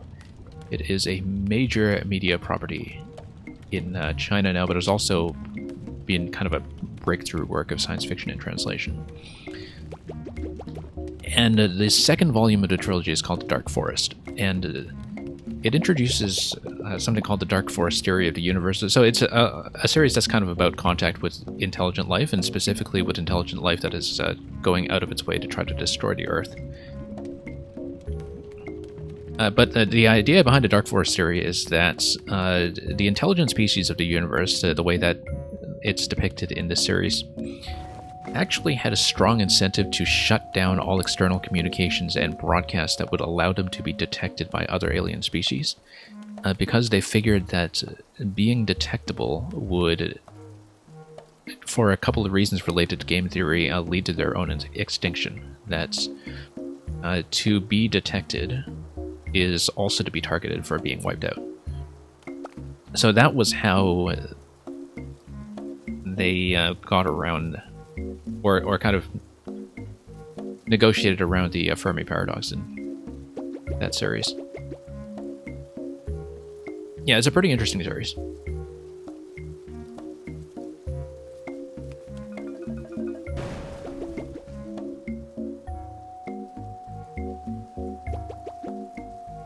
Okay, so we go up.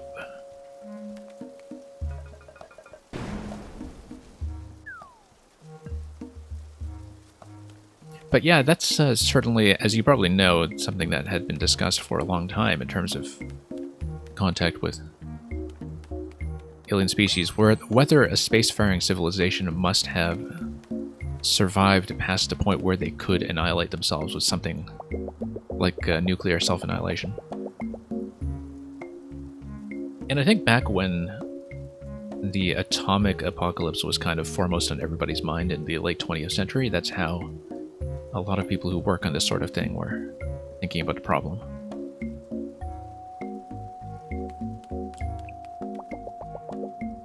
The theory being that if they have survived long enough to be a spacefaring civilization, then theoretically they must have somehow gotten past the threshold at which they would have destroyed their own civilization. But you're probably familiar with that. Anyway, I should actually read some of these clues. Migrating birds. Okay.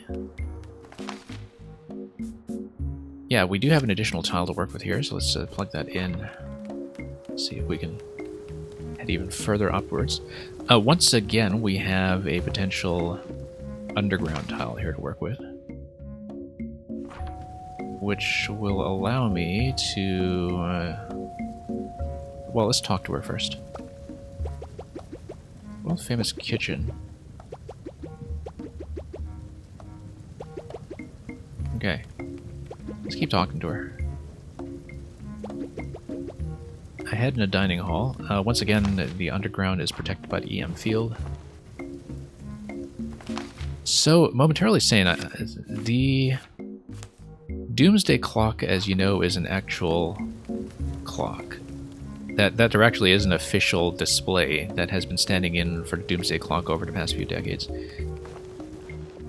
I think it's somewhere on the University of Chicago campus, actually. I've been there because I've been to that university a couple times and visited there.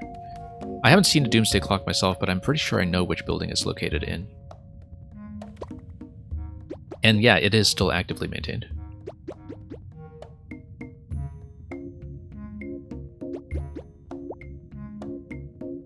I mean, we've been pretty close to Doomsday for a while now, given that it is on the sort of large scale of geologic time.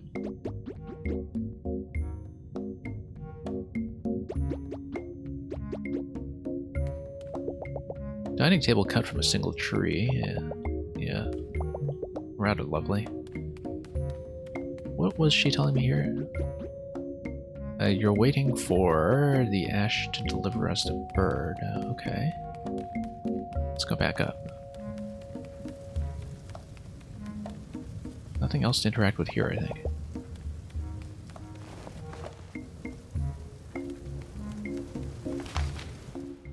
Ah, there's the bird. Okay. Well, the bird is going to get cooked. Oh, except the bird is going to go north, so we need to follow it, I think.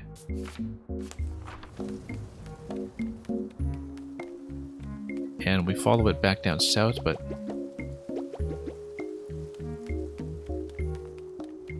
yeah, let's just follow the bird.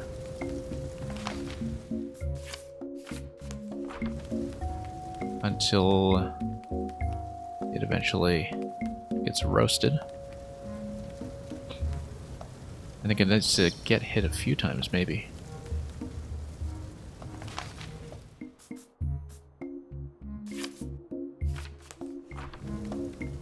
Maybe. I don't know if this just goes on a loop. It might just go on a loop.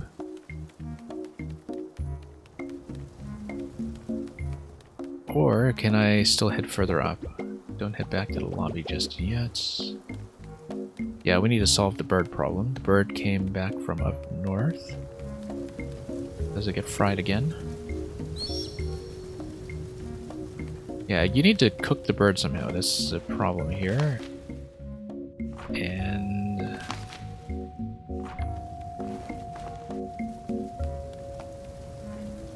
it's going to fly over here and get roasted, but then what do you do with it?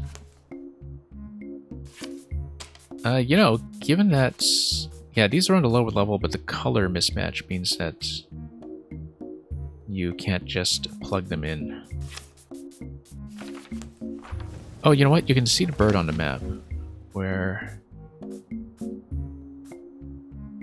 I wonder if there's a good way to just roast it over and over.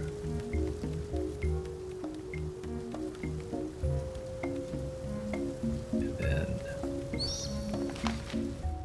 yeah, so the bird's going to come up this way. And I wonder if I just rotate back and forth until...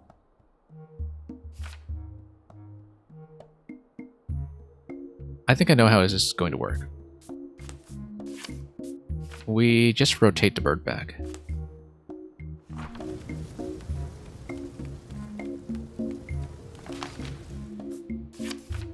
Until it just gets fried. You see, it's already smoking. Now it's really smoking. And we just rotate it back a couple times until it's totally cooked. There we go. That bird is going to be quite the roast, yes. It's even going to give me an additional page, which is very useful. Ash smoked bird, mouth-wateringly morbid. Let's rotate the piece over here.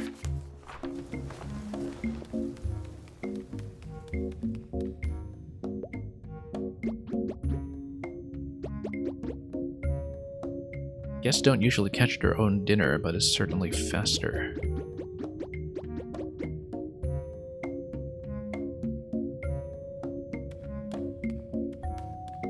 And, okay, let's sit down.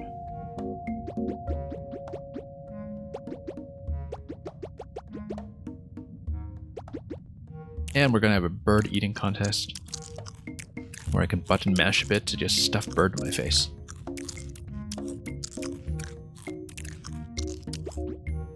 Hey, 25 smoky birds. I wonder if it actually does count.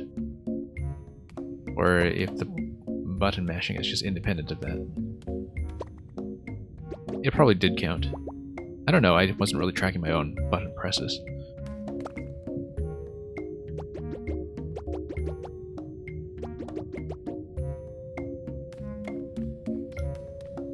Okay, you'll meet me at the guest rooms. I guess we just keep going upstairs.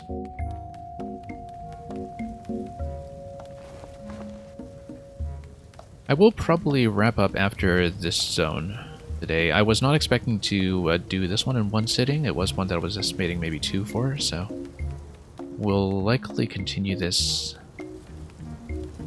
separately. I think I may do an extra stream tomorrow to make up for the fact that I had to cancel yesterday. But we'll see how I do, because sometimes doing a game stream right by the Scrabble day can be a little bit much. But yeah, we had the additional piece earlier. Let's...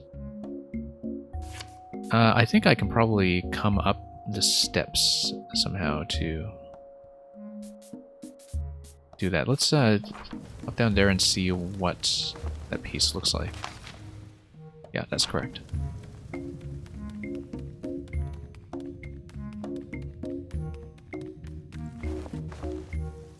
And that takes me further up. Look at this guy, trapped back here. The goats eye you creepily with their creepy eyes. It's like they're judging me. And this guy's going, meh. He doesn't think much of me. Anyway, up we go.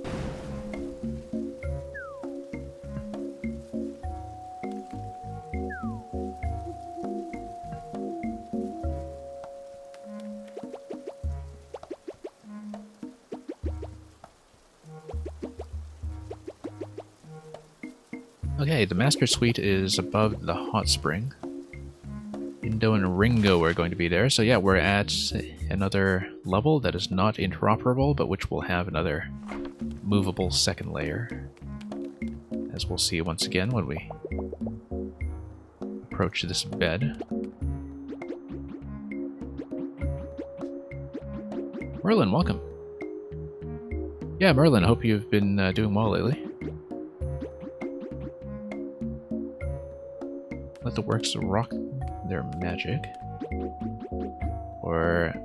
oh, I was hoping to go down to steps first, actually, just to check what was going on.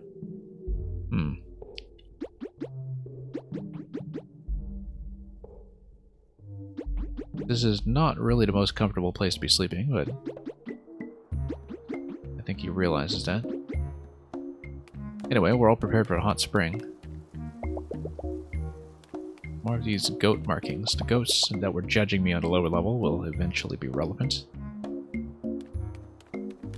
I guess the bird we ate earlier was not an ostrich because it was capable of flight. But the ostrich here will signify something. This is a lovely statue.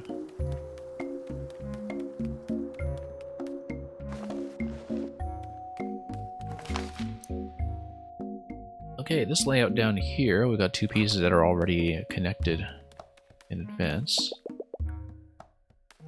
Comfortable chair with a stone pillow. It looks like something is eventually going to flow into this, like a pool.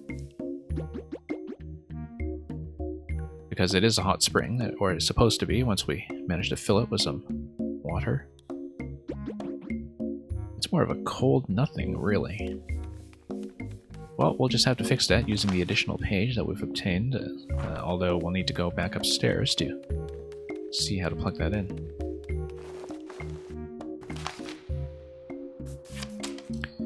Whoops. Let's actually place it. I see. Had to place it like so. And then we'll see how to connect it. It does need to be rotated.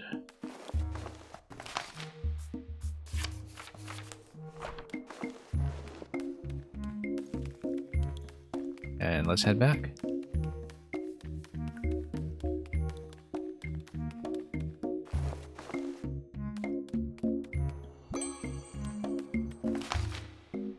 Okay, we have an additional page now also on this level. Let's talk to her about the volcano calendar. Ashy with a chance of fireballs.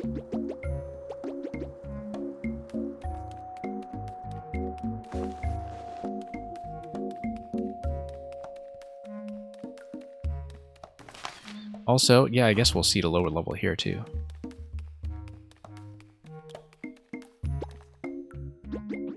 The water spout is clogged up there.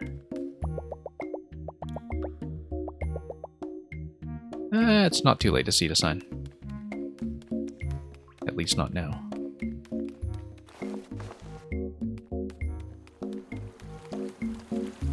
Okay, so we've got a clog here. Toiletries?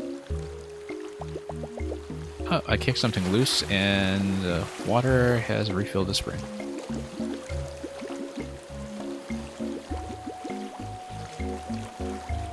Check with Thumbo in the Grand Lobby.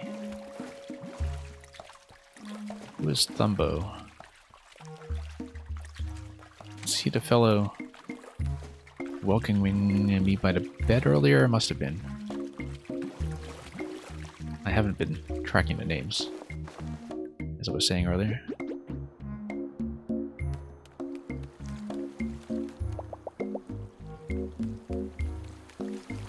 Well, we managed to loosen that up, but more than That we can't say just yet.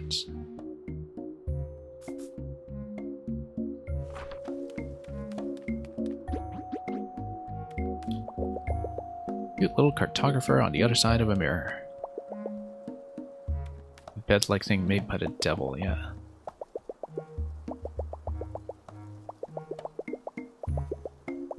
Hotel liability and you, I like that. Very good to have that available for the guests to read. In place of the Gideon Bible or something. Honeybird, conserve or indulge? The answer is clearly indulge. And yeah, momentarily saying I'm assuming that this is going to be a two-stream game.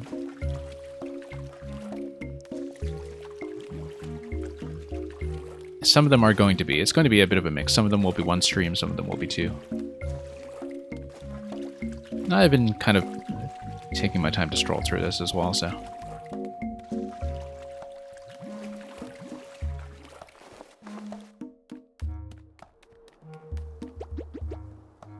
Well, we didn't miss the hot spring.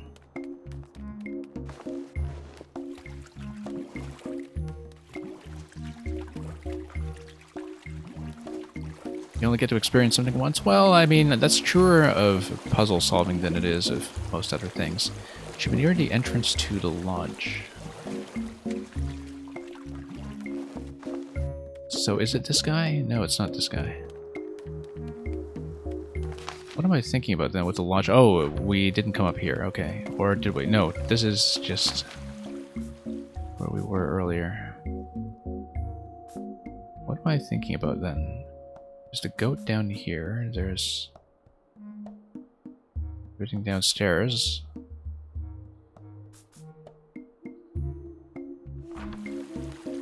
By the entrance to the lodge, are you talking about the guy who is all the way up front? I think so. Possibly. Well, let's just backtrack and see what happens. I think I may be misunderstanding them here when it comes to which character I should be talking to. Here's something interesting. Oh, okay, no. Each of these levels seem like they are self-contained. I was about to say that, you know, maybe you can violate the laws of topology even more than we're already doing and connect to the lower levels of floors that are totally separate, but it seems not.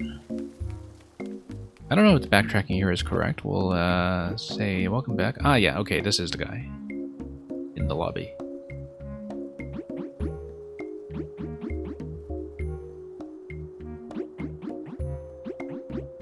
Secret extra tour. Okay, we'll look at the heater and only accessible via goat. And the carrot is going to be the goat key. A key to start a goat. I like that description.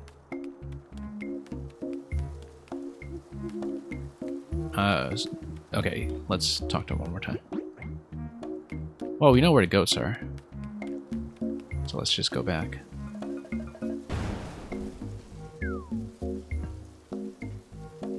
It depends on the kind of game when it comes to the first experience. There are certainly some games where the first experience is effectively the tutorial.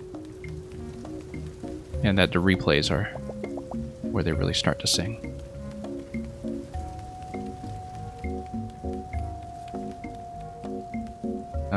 Did we lose track already? Yeah, let's go down.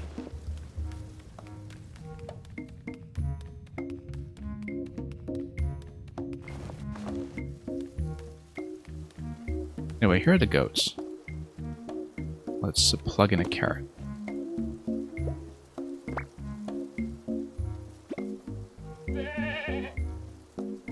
Ah, okay, so this is fast travel. Volcano Crater seems like where we want to go. So we'll head over to the maintenance level.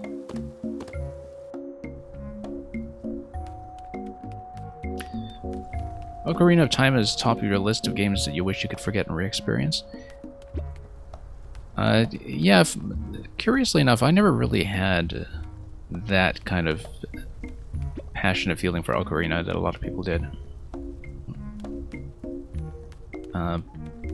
But I think Breath of the Wild is going to be a game that seems like that for a lot of people.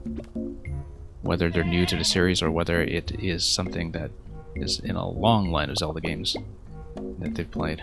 Simply because so much of that game is about just a pure thrill of discovery and just about learning how things fit together for the first time and experimenting with just the basics of the game and learning mechanics on the way. Merlin, I recently replayed Subnautica. I did originally play Subnautica a few years ago, and I got to about 900 meters deep, I think, where you start getting to the Lost River and zones like that. And then earlier this year, I just thought I should finally go back and start a new file and actually see the whole thing through to the end. So I did finally finish Subnautica earlier this year.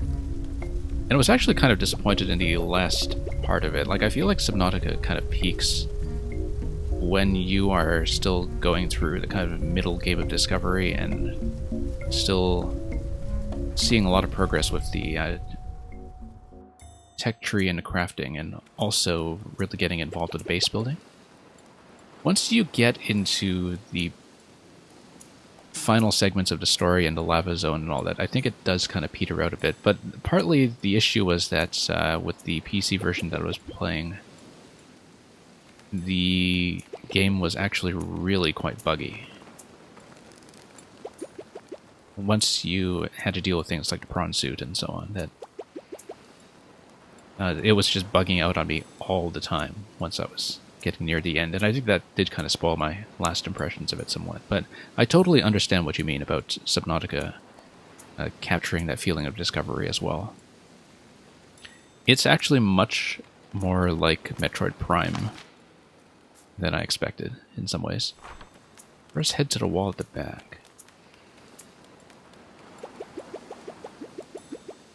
Flip the 3 switches. One on the left, okay. One on the right. We probably need to reorient everything a little bit. Now do a little dance. How do we do a little dance? We weren't given the proper input to do a little dance.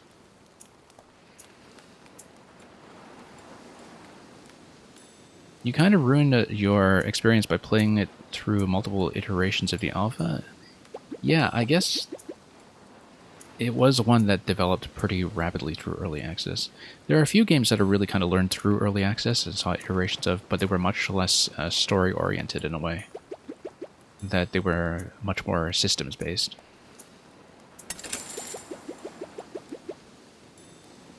Sorry, I totally missed the instruction here. Turn left twice, okay. There we go. Wasn't paying attention at all.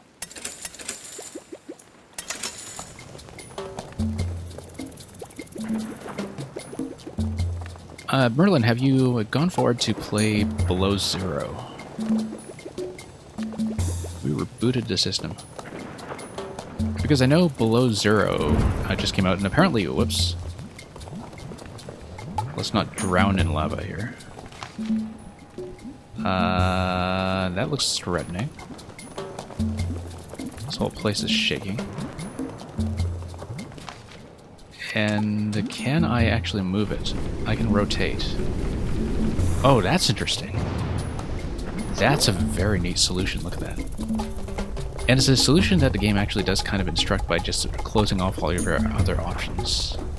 That's the first time that was seen in that interaction at all. That was really, really neat. And the thing is, it gives you a feedback mechanism for that from the first rotation, where you do one rotation, you see that there's a little animation there, and at once I knew, okay, the thing we'll do is just spin, spin, spin. The other interesting thing, too, is that right before you do that, it kind of conditions you to think about spinning because you're turning the wheel with the R and L buttons. So I like how this game presents that solution, because it's something really surprising and new, but it's easy to figure out.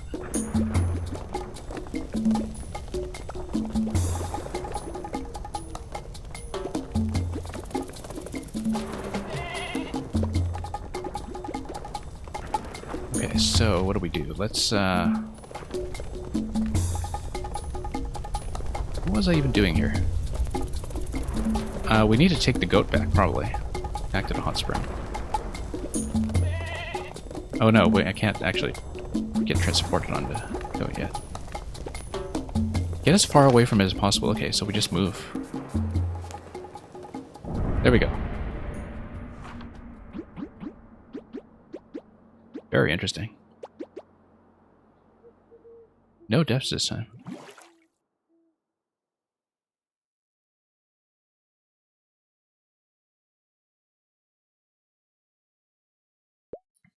Yeah, definitely just with the number of problems I had with Subnautica on PC, especially with things like the late-game prawn suit.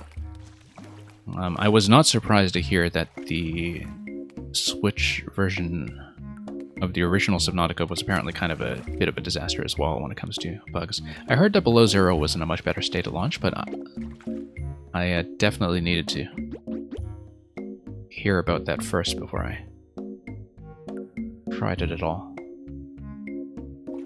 Okay, so everybody's just enjoying the hot spring now. Black in the cave mute. So hot, so springy. Yeah, I've heard people comment about the linearity as well, that there's a lot more talking, a lot more direction relative to Subnautica, which... oddly enough is kind of where the Metroid Prime series goes as well, in some ways. That your pathway through them becomes a little more confined relative to the first game as you go along. But you know what I'm getting at, right? Like with the idea of Subnautica kind of reminded me of that style of first-person exploration where it's a very open environment, seemingly, but it is still gated by item progression, but in a layout that's very meticulously designed. Like that's basically why it just felt like Metroid Prime to me. I wonder if this guy can take me back to the crater, even though the crater has been totally removed to a different location. Ah, yeah, he just takes me to the goat marker, so we can't actually access any of this stuff. The volcano is just a volcano now. Alright.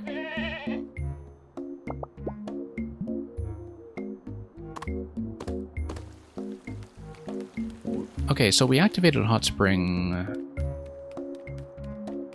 Sorry, I should actually pay attention to what the story is telling me. I think I need to head back to the lobby.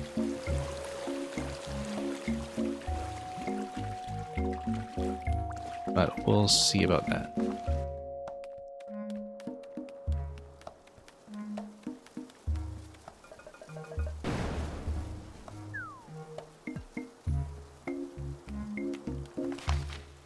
Yeah, the Metroid Prime series was kind of in a strange place in the mid-2000s where, you know, they realized they had a big, prestigious critical success in their hands, and the Metroid series seemed to get a lot of attention from Nintendo, but they couldn't seem to make it stick commercially, and so there were some things about the series that went from being really leading edge and ahead of its time to self-consciously trying to position itself as the big Nintendo first-person adventure. And I mean, I remember I liked Metroid Prime 3, but you can definitely see where some of that shift in priorities is coming from, especially when you look at some other things like the multiplayer mode that was built into Metroid Prime 2 that people hardly think about anymore. That there were a lot of little things like that that represented a shift, which is why I think Metroid Prime 4 is going to be in a very interesting place.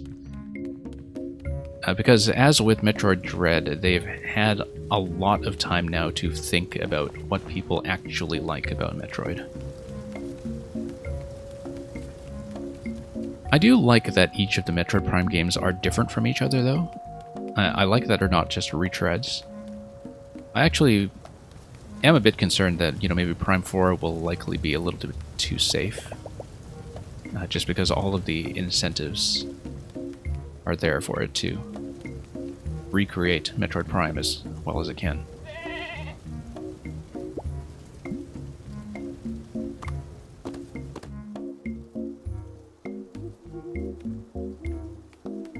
Anyway, yeah,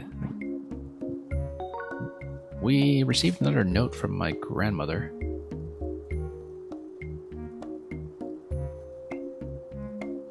Not convinced anyone knows how to read the volcano calendar. And yeah, we're just continuing to hijack my grandmother's airship, apparently. There's an iceberg at the edge of the world. Going to swing by to cool things down and let the skies clear. Yeah, we'll do that. But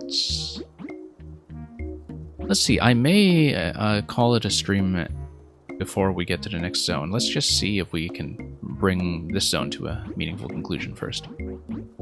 Rock is gone from your entrance.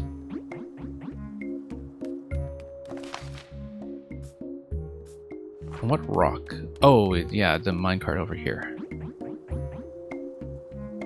So let's leave the volcano, and then at that point, I think I will stop for now.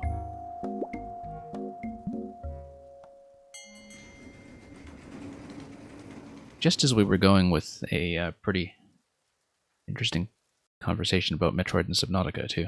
But yeah. Oh, okay, so it's going to be back to this segment, which will mean that I will almost certainly want to go back to the story hut. And then we'll eventually find some way to solve a puzzle in the story hut that will then get me over to the ice zone. Okay, I think this is a good natural stopping point for this stream, and then I think I'll just let some of the ambient sound effects here in the forest run, so you can listen to the bird song. So that's probably going to be it for this stream. As I expected, I didn't think that I would get a great deal of attendance for the indie games, but it's kind of nice to have some people come in for some conversation, and also to tell me if my sound bugs out, which only happened once today, which is good.